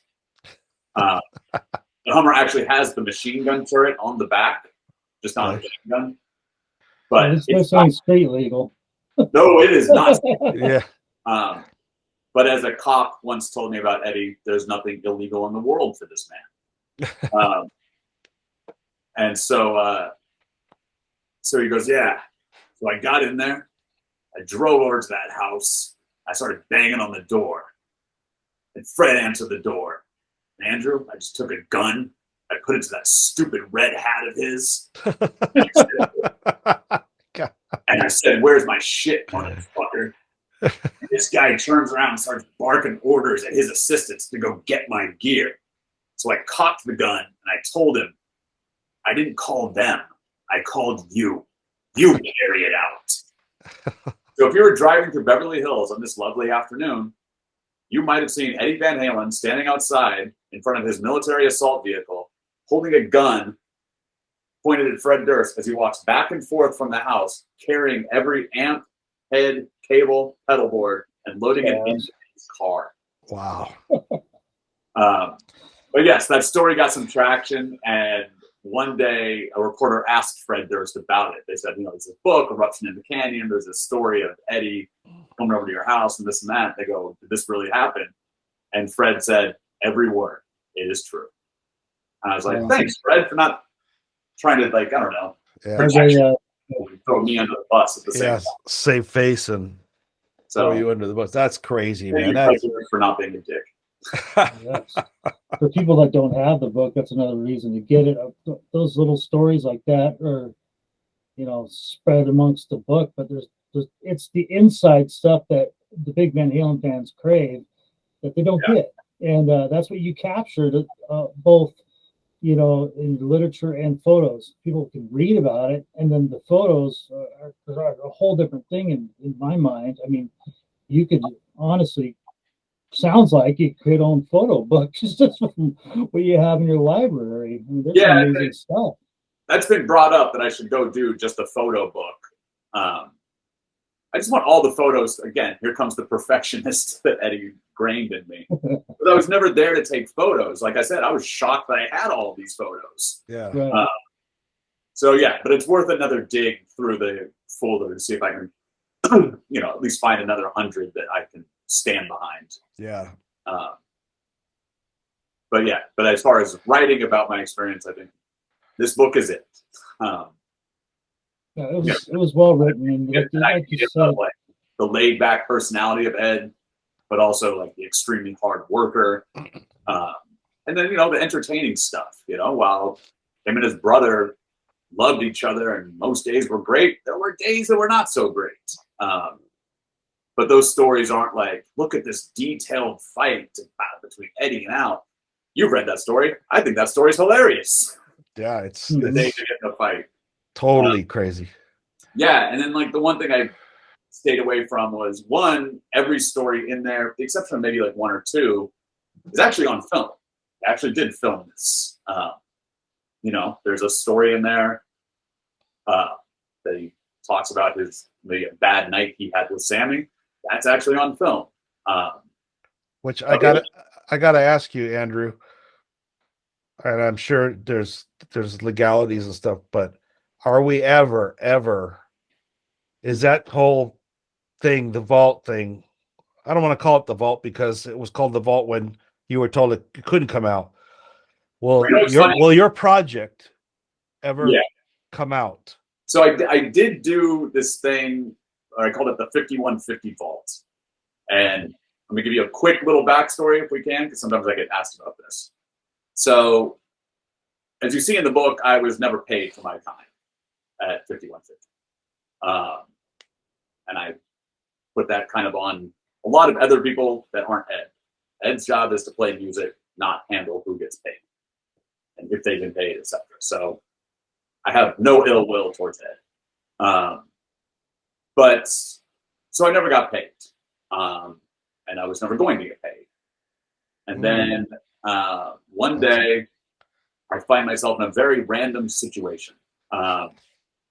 Back at 5150, I directed a video for Nickelback called Rockstar. In that video, we had all these celebrity cameos, and one of them was Gene Simmons. And I said to Eddie one day, I said, hey, I'm going up to Gene Simmons' house today for this Nickelback video. And I said, do you know Gene Simmons? And Eddie goes, holy shit, you know nothing about this band. Yeah. He goes, yeah, here's what you need to know about Gene. 1, he's an asshole. 2, he'll tell you that he discovered Van Halen. He goes, but Andrew, tell him I said hi because it'll make you look good. So I get to Gene's house. I introduce myself as the director. I said, Gene, this is going to sound really weird, but Eddie Van Halen says hello. And Gene says, you know I discovered Van Halen, right? I said, yeah, Ed told me that you like finance or produce these long lost Van Halen demos. And he said, yeah, sure did. And then that was it. Then I filmed Gene Simmons lip syncing Nickelback. Right. And next day at 5150, Eddie comes in and throws this envelope on my desk and goes, you got a package from Gene. I open it up and it's a CD with an AIF file on it. And written on the CD in Sharpie is the original Van Halen demos by Gene Simmons. Oh wow. So Right. I pop it in, we pull off the file, and he goes, let me listen to it. So I'm playing it for him, and I said, these are really your demos? Like the first time you were in the studio? He goes, oh yeah, that's that. I haven't heard these in 30-something years. And so I pull the file and the disc out, and I said, well, here, man, you should have these. And he goes, why are you giving them to me? I go, dude, I shouldn't be holding on to these, man. These are your demos. He says, Andrew, first of all, if I want my demos, I'm pretty sure I can get my demos. Right. Second of all, that fucking asshole gave them to you. They're yours. So apparently they're different than like these ones that are publicly released. Yeah. Yeah. Experts I've had listen to it, but they're fucking amazing. So, so years later, this is going back to the footage.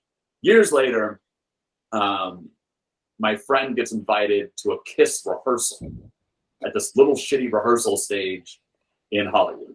And he gets invited because, one, Kiss is his favorite band in the world. Loves Kiss. Two, his cousin is Seth MacFarlane, who created Family Guy. Oh, wow. Okay. Seth knows Gene because Gene had done some cameos on Family Guy.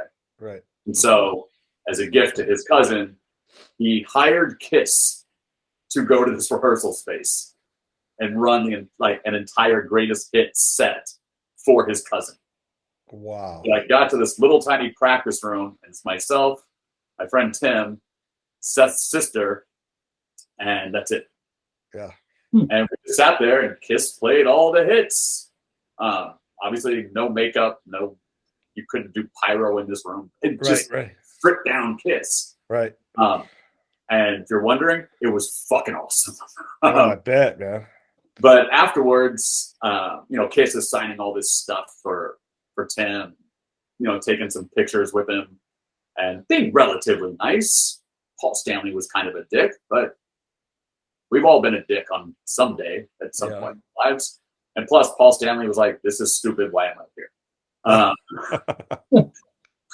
However much Seth is paying us today, I don't need the money. Right.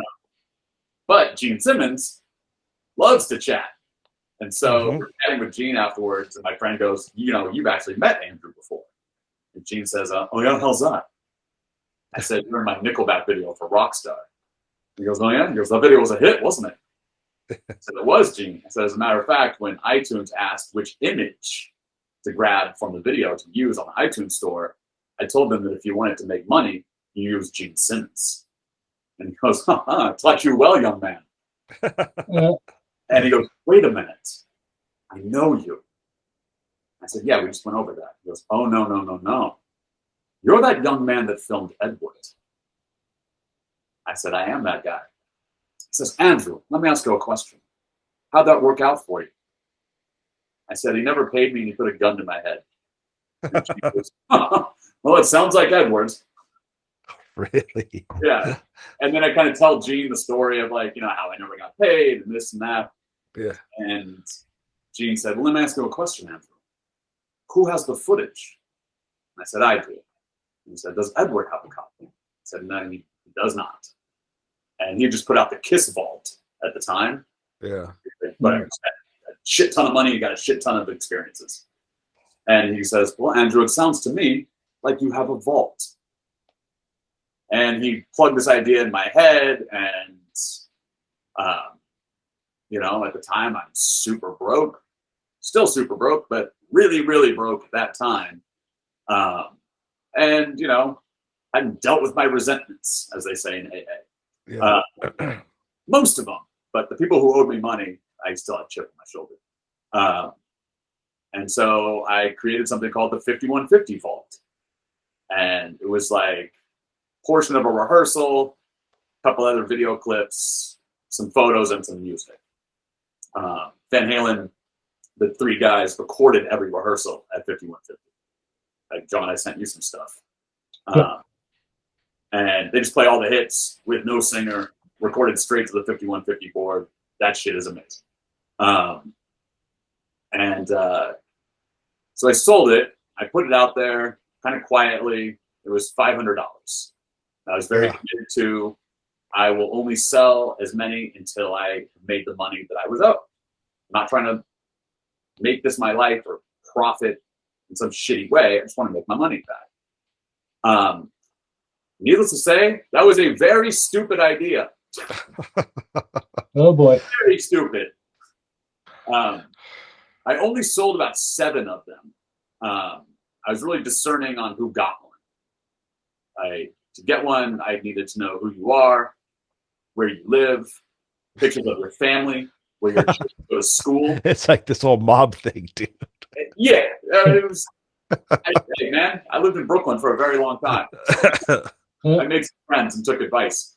But yeah, then one day I wake up and my phone is ringing off the hook, and my friend says, "Are you okay? Are you okay?" I said, "Yeah, I'm fine. Why?" And he says, "Because you're on TMZ." I said, "Why the fuck would I be on TMZ?" I remember this. And he says, "Because Eddie's suing you." It was like, wait, what? So, and I really, at this point, I wasn't even selling the vaults anymore. I sold these like 6 or 7, and then I had my own moment of clarity, which was, this is fucking stupid. What am I doing? Like, this cannot end well for me. So I stopped selling it before I even saw this TMZ story. But I pull up the site and it says, Eddie Van Halen sues videographer Andrew Bennett. And I started screaming. And like my best, like Chino Moreno from Deftones, I was like, what the fuck? And my friend says, I know, man, I can't believe he's suing you. I said, no, man, I expected him to sue me. Did that dude call me a videographer? Oh, Directors have a major chip on our shoulder of being called a videographer. Right. We've been through too much shit, burning film, counting the money as we hear that film burn, going through hell and back just to shoot a 3-minute short. No disrespect to videographers whatsoever, but I don't shoot weddings. Right. Side note, I'm available to shoot your wedding. But so I see that, and no, he was not actually suing me. He filed what is called a complaint, which is kind of a legal way of threatening. Yeah. If you continue to do this, I will sue you for this amount of money. And I read it, and it said, if Andrew Bennett continues to do this, you will owe Edward Van Halen in damages, and the amount of money that I would owe him was down to the dollar, the exact amount he owed me. I knew it. I knew you were gonna... And in that moment, I thought, this dude's just messing with me. If he wanted to sue me, he'd sue me. for sure. But I'd also stopped. It was a very stupid thing to do. That said, here we are in 2023. Still haven't gotten paid, but is what it is. Wolfgang hasn't said anything bad about the book, which I love. Yeah. So yeah, since the book has come out, there's been a lot of questions of where's the footage, when people get to see the footage. Well, I would love to go do another 5150 vault. As technology has progressed, we really trust people to have the footage and then not upload it to YouTube, which then gives it away for free, and at the same time screws over the people who have actually paid a real amount of money for this. Right. So I just assumed it would never come out. I was like, I really don't know how to show this to people. Either without getting sued or without people just being shitty people and doing something with it. So when somebody came to me and mentioned NFTs, I laughed my ass off, just like a big portion of the world is laughing, thinking that NFTs are this splash in the pan. So NFTs kind of are. This idea that somebody drew a picture of a gorilla and now it's selling for $1 million, those days are kind of over. But if you research like which artists are now putting their work into NFT format, it's major artists, legends are doing this because it's a way to sell your work where people can't share it and go put it on YouTube, where everybody has a chance to access it, and it's protected. And also with NFTs, the buyers, everybody benefits when they own the NFT. So to break it down, if I sell an NFT that's like, here is a full rehearsal day from 2007, right? So it's an hour of just raw footage of the three guys playing every hit in the book. So if that, when that comes out and that original list price is $100, somebody can buy it for $100. Now they have access to it. They can watch it. Then they put it back up for sale. Now they're able to sell it. Now they can sell it for $200. So somebody buys it for $200. Part of that $200 goes back to the original person that spent the $100. And it keeps going and going. When it's sold for the 80th time, the 79 people before that get a portion of what that person just bought it for. Wow. So I know it sounds like this whole weird, almost sounds like a scheme of like a pyramid. Right. Except that if that's the case, why is every major artist currently doing this? Yeah. They're doing it because they're getting ripped off by the record labels. Yeah. And they're publishing. They're never seeing any money. You know, like when I did the Deftones film, they had just sold 2 million records. I asked the singer, we're about to make this movie, how much can you spend? And he said, I only sold 2 million records, man. I don't have any money. So it's kind of the new avenue of artists. It's a way for artists to make their money and keep their work protected. So is it safe? Yeah. Is it safe to say then, are you thinking of a way that this stuff is going to come out, or are we? What I did not going to happen. Somebody mentioned it to me, and I kind of balked, and I was like, "Whatever, dude. NFTs, like the same thing." I had in my mind, like the dude who sold a gorilla for $1 million. It's just this. Honestly, I thought it was just a way for Colombian drug lords to now launder their money. Yeah. You know, do everything in crypto and do a blockchain. FDIC isn't up your ass.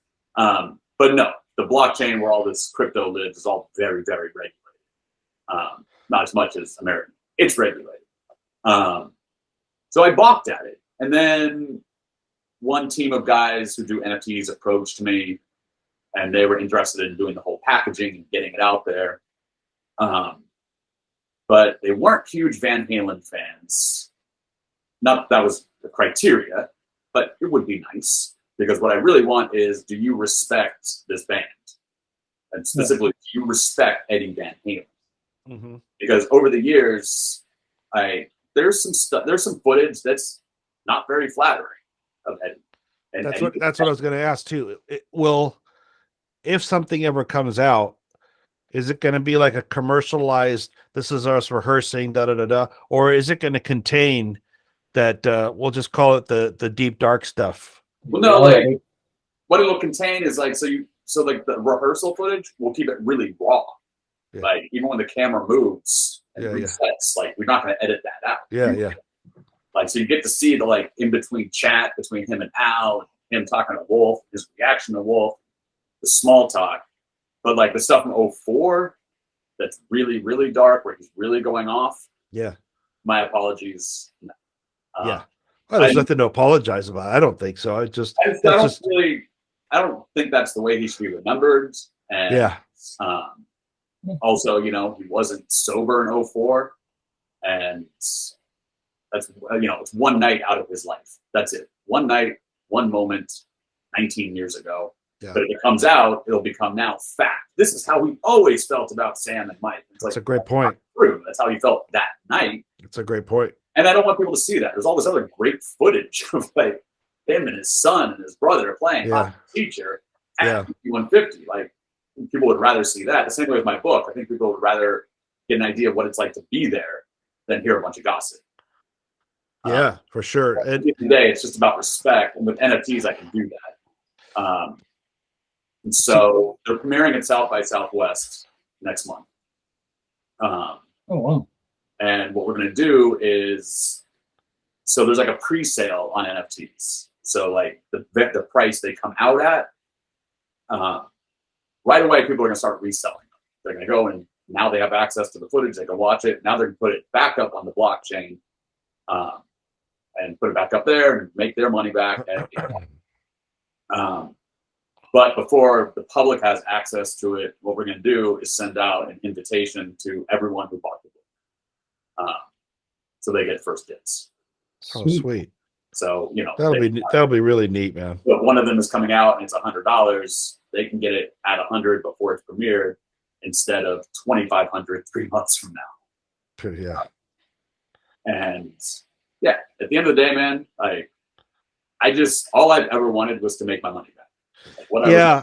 That's That fair. was, I'm not trying to get rich off of the book.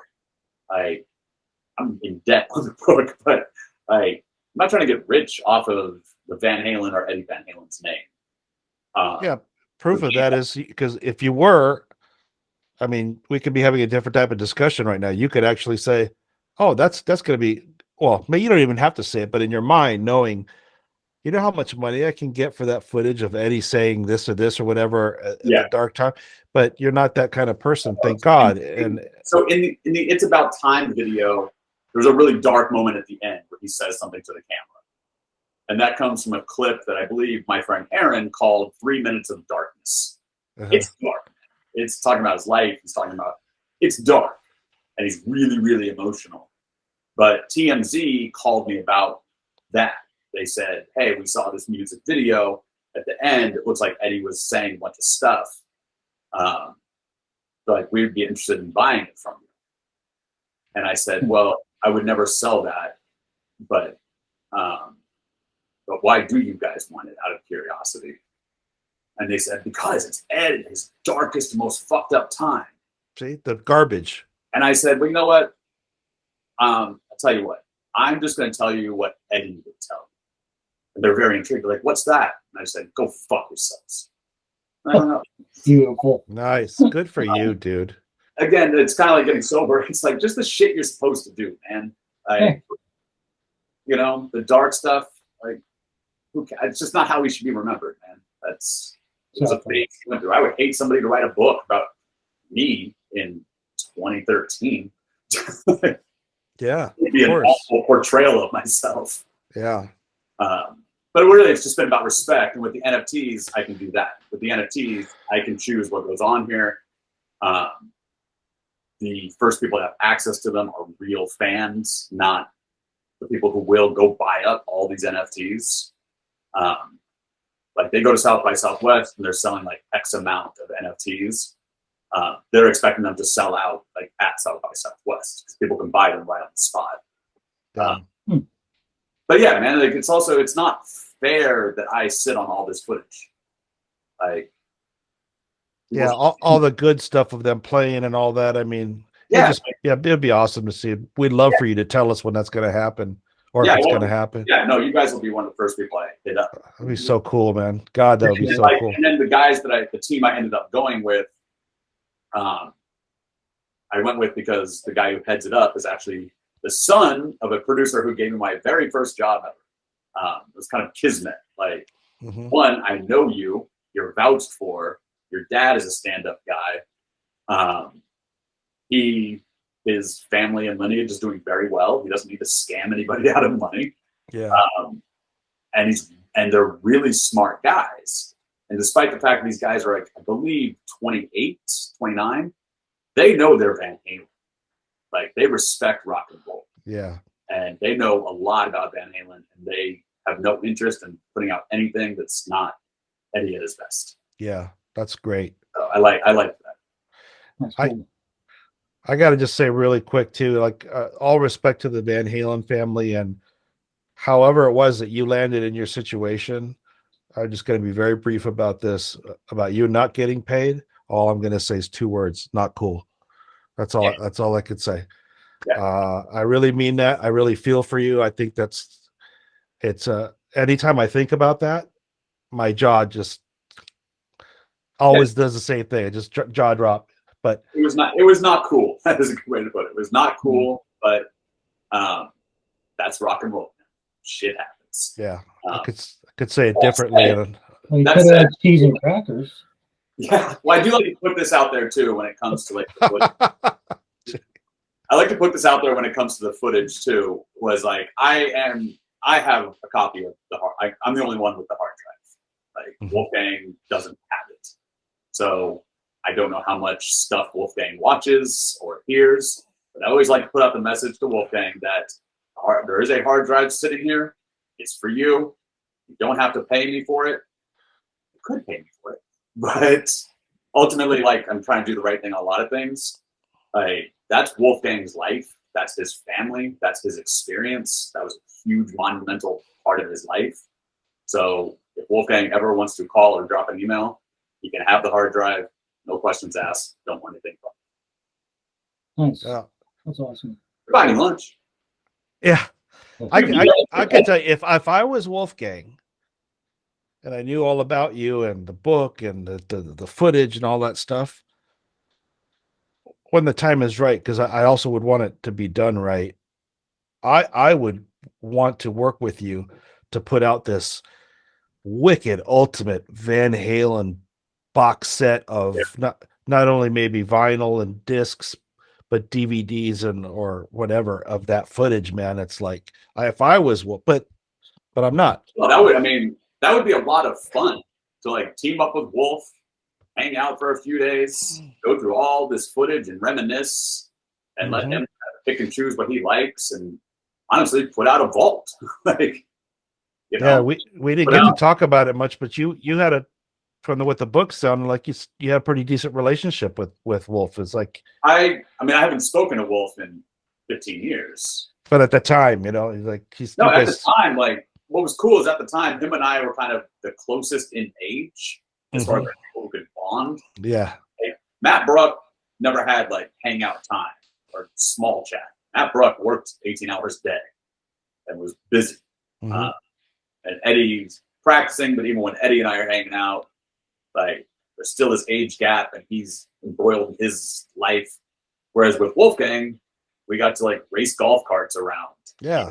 Like I would teach him how to like edit a little bit when I'm doing my music videos. Like, yeah, check this out. Or we would play Guitar Hero, which was hilarious because even though it's a video game, of course the kid rules at Guitar Hero. We were playing one day and this dude put the controller on the ground and then put his feet on it. And he said, let's play again, except this time I'm going to play against you with my feet. And I'm going to beat you. And that kid sat there and like tapped the buttons and flipped the little pick thing on the Guitar Hero controller with his feet and beat me. What the hell? Something about that family and musical instruments all the way down to the games. Yeah, well. But he was really cool, man. But, you know, as far as mine not getting paid, like, that's not his world, man. You know what? No. I think looking back, though, he would probably appreciate that footage of him being at that age and what that time was about for him personally. And there's great little moments where, like, you know, he looks up at, like, Eddie looks up, they're finished playing something, Eddie looks up at the camera and he goes, this kid's been playing for 2 months and he's kicking my ass. Yeah. You know, like, I mean, I didn't know Eddie for a long, long time, but over time I've understood, like, his eras and time spans and shit like that. That time with Wolfgang, man, he was the happiest guy in the world. Yeah. Like, that's what he wanted. And I would like Wolf to at least be able to, like, see some footage of, like, God, man, his dad, like, Eddie used to stare at him with pride, but Wolfgang didn't know. Wolfgang's, like, looking somewhere else, and Eddie's just smiling. He'd, like, look at the camera and be like, this guy. Like, it'd be cool for Wolfgang to be able to see, like, this is how excited your dad was. You didn't see it that day, but check out how excited he was. Yeah, man. But like I said, man, it's his family, it's his life. So he's welcome to have this footage anytime. Hopefully it'll happen at some point. Or he can buy NFTs. Right. Yeah, there you go. You know, people complained that Mike should have never left the band, and that was a big bummer in itself, beyond belief. But you know, as a father myself, and John, you probably feel the same way. It's like I feel so happy that all the struggles that Ed had in his life, that in the end he got to play with his son and get to see that. You know, I could almost feel what it must have felt like for him to be staring at Wolf and him not even knowing it. You just kind of go, look at that. I mean, that's so great. Yeah. He was probably smiling all day, every day. I mean, he was still practicing even when Wolf wasn't there. Yeah. And then he'd be like a little more stoic and kind of more into it. But when Wolfgang was there, dude, it was like early Van Halen, Eddie smile, that $1 million smile. Just so happy, man. And it's just so cool to see him like that. And really, like, also blown away by Wolfgang's skills. mean, Wolfgang learned the entire Van Halen catalog in 2 months. Wolfgang's nuts, man. He's It- just unbelievably talented. It was amazing, man. Like, hopefully someday soon people can see this rehearsal footage. There's days where Wolfgang's just sitting in a chair and playing the bass. He's bored. Somebody's just standing there like, whatever. Like, he's like a kid at his summer job. Yeah. Except his summer job is being in Van Halen. Right. Okay, yeah. Shit. What was your first band, Van Halen? Yeah. What's that, John? I just said, "Oh shit!" Just to be I in know, his right? shoes, man. Right? Where was your Yeah. first show? Staples Center? Yeah. Unbelievable. Just but good for them. Good for that family. You know, it's just I think things ended really nicely with Ed. And I think a big part of that, I'll say it again, is his time with his son. That really revived him in a lot of big ways. Well, I always hope that Ed read the book.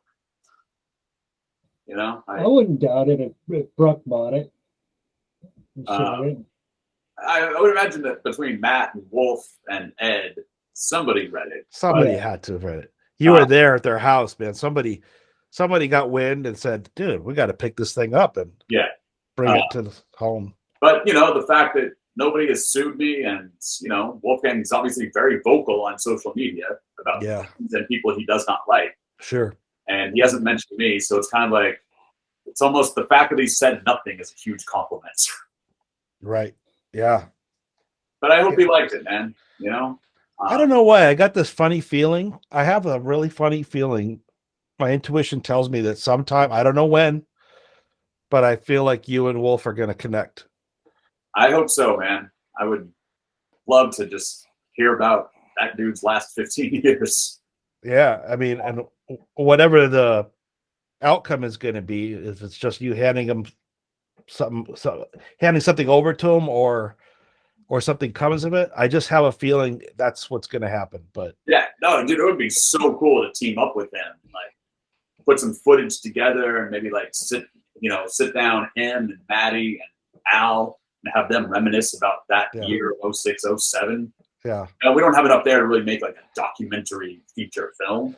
Yeah. But with those three guys involved and the footage that's there, it could be a really cool kind of short piece of them describing what it was like then. And I would love to hear Al and Wolf talk about, you know, seeing Ed's spirit kind of come alive during that time too. You know, those guys would appreciate that footage too. Well, the offer goes to Alex too, man. Like again, you guys, they're the Van Halens. It's their experience. Can you imagine? Can you imagine, dude? That's like that footage. If they were okay with it as a family, that you ended up doing a film that you never even knew that you were going to make, meaning you're sitting down and interviewing their life and times with like Wolf with his dad, Alex with Edward, and whoever else whatever else it might sprout. That would be absolutely insane. It's almost kind of like forget about my box set idea. Yeah. I That'd think be it's cool incredible. to do a piece that's like, let's just focus on those 10 months that changed things. Yeah. You replaced your bass player with a teenager, you know, like with Ed, you know, you got clean, got remarried. You know, Alex got to, you know, see this reinvigorating thing happening with the band. So, Yeah. you know, I don't think there's a 2-hour movie there, but God, man, let's make a little 45-minute piece. You know, Van Halen 4.0. Yeah, I mean, I took the footage from Hot for Teacher, On Fire, and Atomic Punk, and so like I took those 3 songs. I took all this footage that I had of them playing those songs from all these days, and I basically just cut together a music video for all 3. Like nothing flashy, no effects, nothing like that. Just here's all these different days happening, playing the same song, and I gave it to them like as a gift. I highly doubt they even watched it. Who knows? It was like back right before I was about to leave. But those 3 pieces are definitely something we could put in there. I look at some B-roll of you guys hanging out in the studio. And let's show this stuff cut together, have you guys chatting. But as I think everybody knows, it's Van Halen, man. Who knows? Yeah, that's right. You know, when I told Ed Ed originally offered to pay me kind of towards the end. He's like, Andrew, I've never paid you. What do you want? I said, what I really want is to go document this tour, man. Mm-hmm. I didn't understand the power of Irving Azoff and Live Nation and tours of this magnitude that are huge money makers, that it's run more like a business than like Deftones tour, which was like, look at us all smoking weed on a bus. And I said, that's what I really want, man, is to document the tour. And he said, well, in order for that to happen, Andrew, everybody in Van Halen and involved with Van Halen would have to agree on something. Mm-hmm. And you know the odds of that happening, right? I said, yeah, I know. Yeah, what a bummer. Then he said, yeah, if you don't go on tour, I'll pay you for your time. And that's all I need to do. But I think a different way. Yeah. But yes, it would be nice to team up and reminisce with Al and Wolf. Yeah, Sure. that would be great, man. And I think you're selling yourself short on a 45-minute documentary. I think 2 hours would be, you could fill it up with incredible, fantastic stuff and just be something that would be a treasure for years and years to come. I could put Alex Van Halen in a chair in a plain white room and film him talking for 2 hours, and that shit would win an Oscar. Alex Van Halen is one of the most interesting people I've ever known in my life. The part in your book where you put down some of his sayings. Yeah, so every day when Alex was leaving rehearsal. Good one, John. Every day when Alex was leaving rehearsal, he would pop in to where Matt Bruck and I sat. And he'd be like, all right, fellas, I'm taking off. I'll see you Thursday. And I'd be like, all right, Al, I'll see you Thursday. We'd go, hey, and he'd start to walk out and he'd stop and turn around and go, hey, Andrew. I go, yeah, Al? He'd go, remember this, man. To a hammer, everything looks like a nail. And he would sit down like this, and they would sit there staring at me and go, all right, man, I'll see you Thursday. I love it. Zoom off. I love it, dude. A piece of paper on my desk just said Alisms. And every day I would write down that day's Alism. Yeah, man. And everything in moderation, including moderation. I'll see you Thursday. When Alex signed my brother's drum head, he said, what goes up must go in. Damn it, he never said that to me. What was it? What goes up must go in? Yeah. Oh, that's good. Oh. Yeah, man, he's a very interesting cat. He was cool. John, I think we're going to have to do a part 2 with Andrew. Yeah, at some point, wow. It was nice. Al hung out just enough. He hung out just enough that, I got that feeling that we're bonding, we're casual and cool. But then he kind of knew, like, this is enough time here today. I'm going to leave. Yeah, right. Like, it's all going well. Let's make it end that way. Yeah. Don't wear out your welcome, maybe. Yeah. Yeah. Like, sorry, I was about to talk shit on something. What's up, Craig Gass?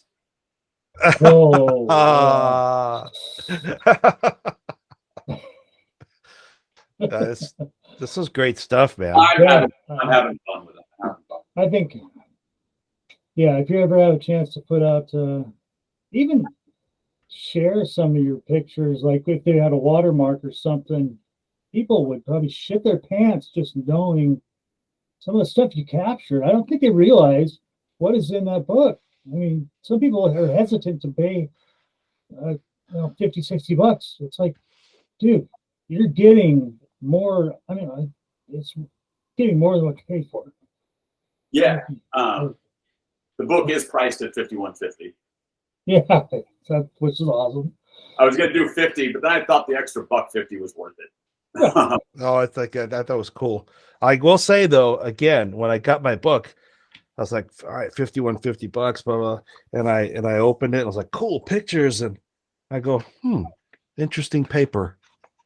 Yeah. And then when you sent me the real deal, I'm like, yes. The bootleg messed that up. To reiterate though, the pages now are matte, not glossy. Oh. But they're matte. So I have a collector's item. You do have a collector's edition. That would be the first edition. But I had to go matte pages, like I said, when you start selling on Amazon and Barnes & Noble.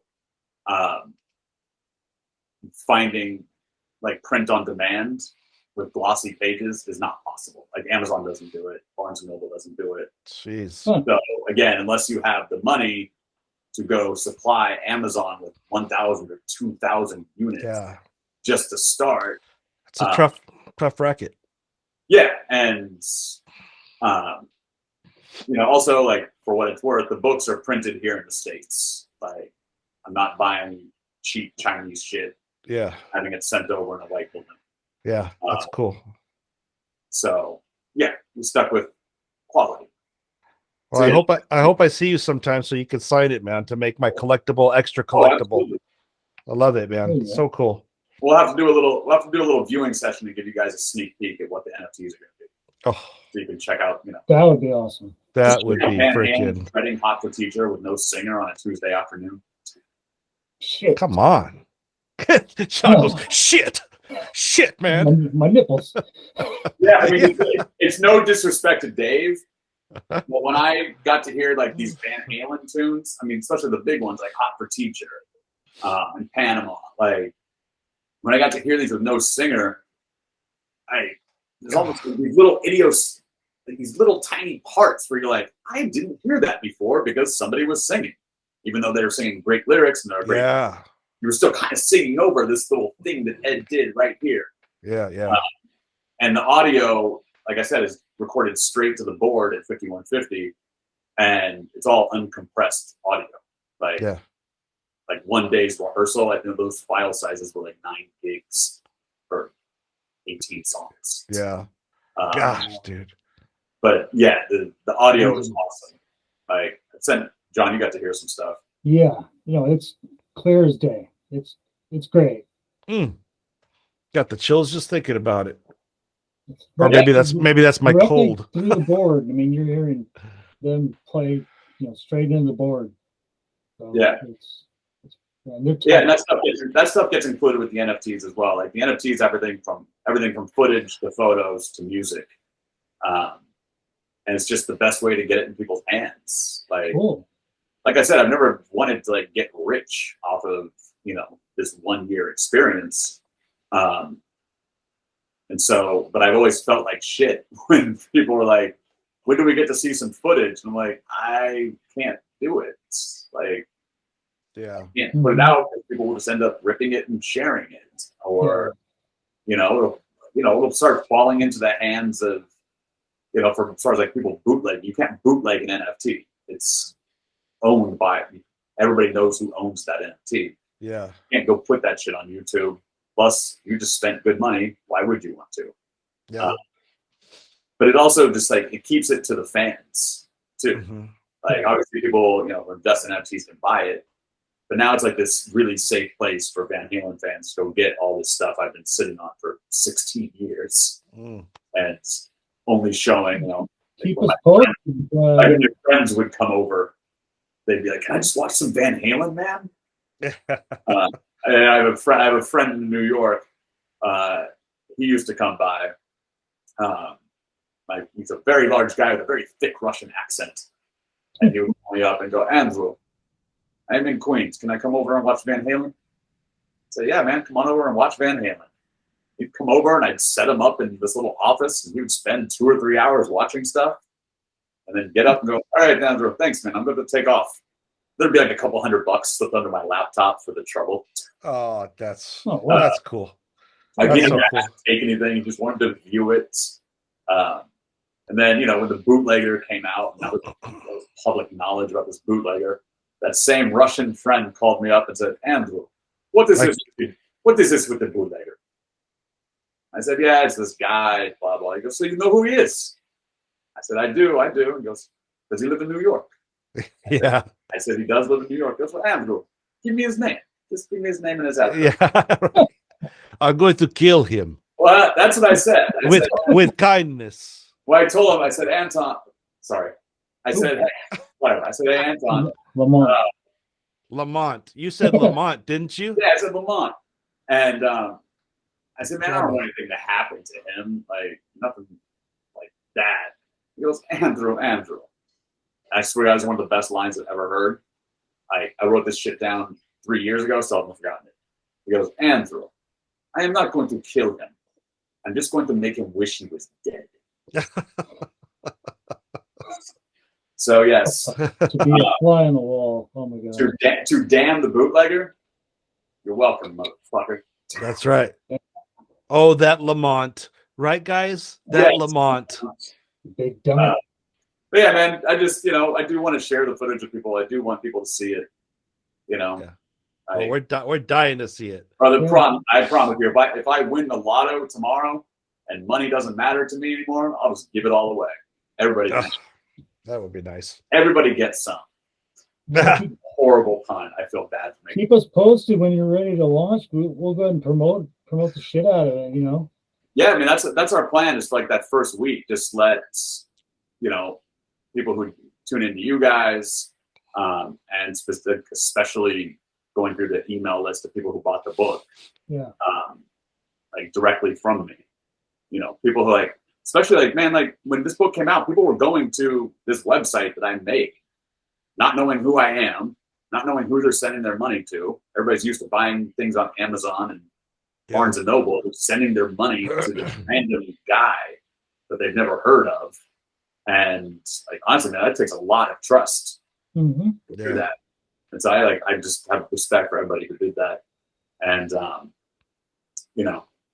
take those orders every day and then go make another. I could never afford to buy 500 books at a time. So I had to buy 50 at a time. It's a lot of work, man. And I would sell those 50, and then being a New Yorker, I haven't driven a car in 12 years. And I also have epilepsy, which means I can't drive a car. Mm. So, and I'm in Los Angeles. So all of those book orders up until probably about 6 months ago, I would get the book orders, and the way I pack the books is I wrap them in this heavyweight brown paper.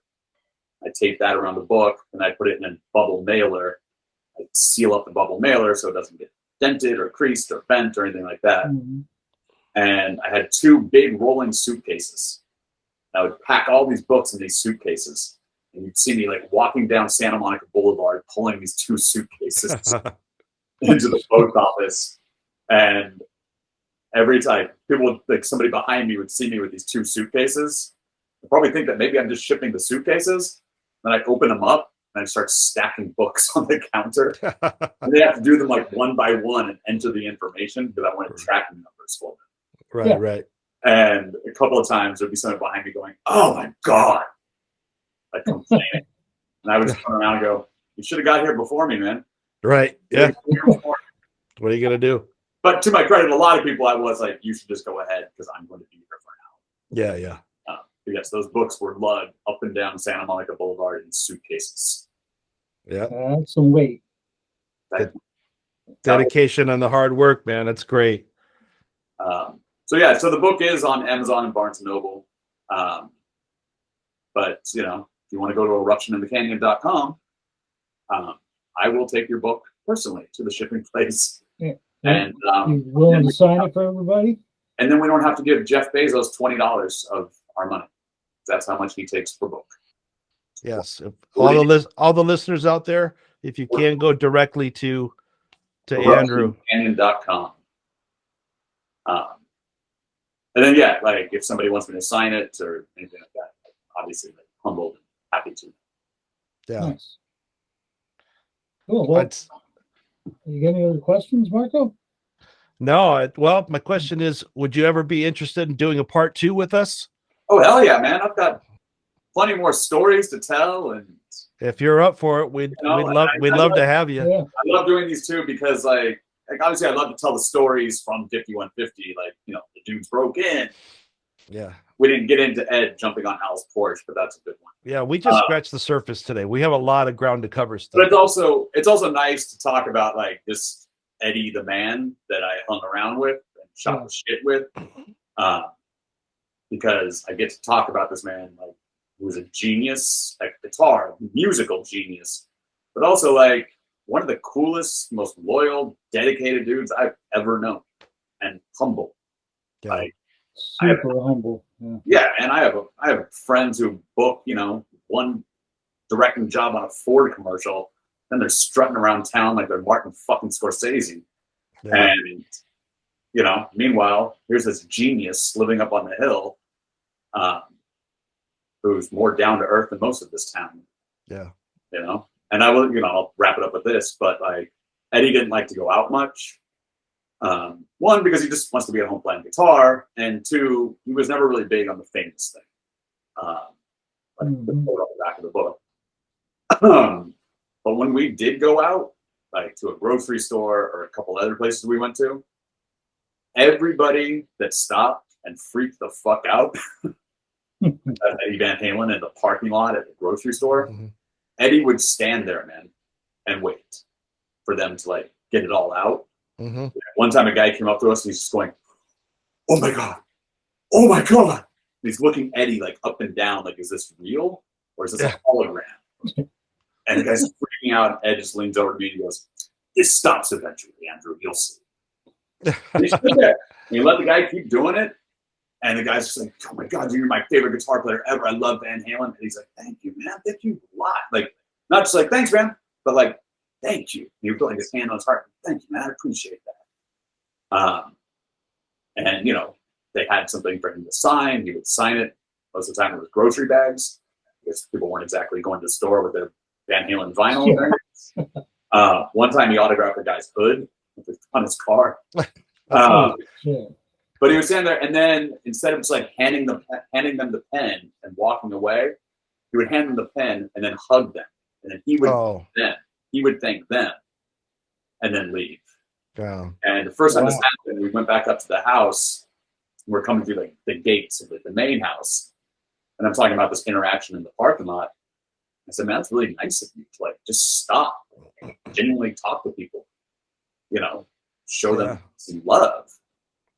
And he goes, "Andrew, I stop for every person that wants to talk to me. Every person that wants an autograph gets an autograph. And you know why I thank them?" I said, "Why?" He points to the house. He goes, "Because they bought this house. I don't forget that." So, yeah, I've shot a lot of music videos. I've worked with bands that are like on their very first fucking shitty record deal, still, you know, opening for the opener of an opener of an opener on some small tour. These guys have the biggest egos in the world. And then there's the greatest who ever lived with no ego at all. Yeah. God bless him. Yeah. God bless him.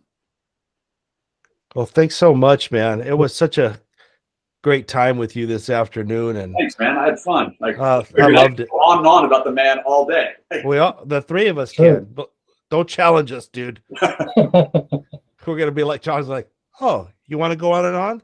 It's only 4 o'clock. Let's go, Chief." Right? We got 8 hours. Yeah. Cool. Let's just talk. Now we'll set up a part 2 since you're cool with that. Yeah. And I will get you guys that NFT info first and foremost. And let's just keep that information amongst the tight-knit Van Halen world. Yeah. You know? Definitely. Just tell us how it works and what, you know, the do's and don'ts, and we'll make sure that we got you covered. And I'll wrap it up. What's funny is the guys I'm working with are so trustworthy and so smart. They know this world in and out.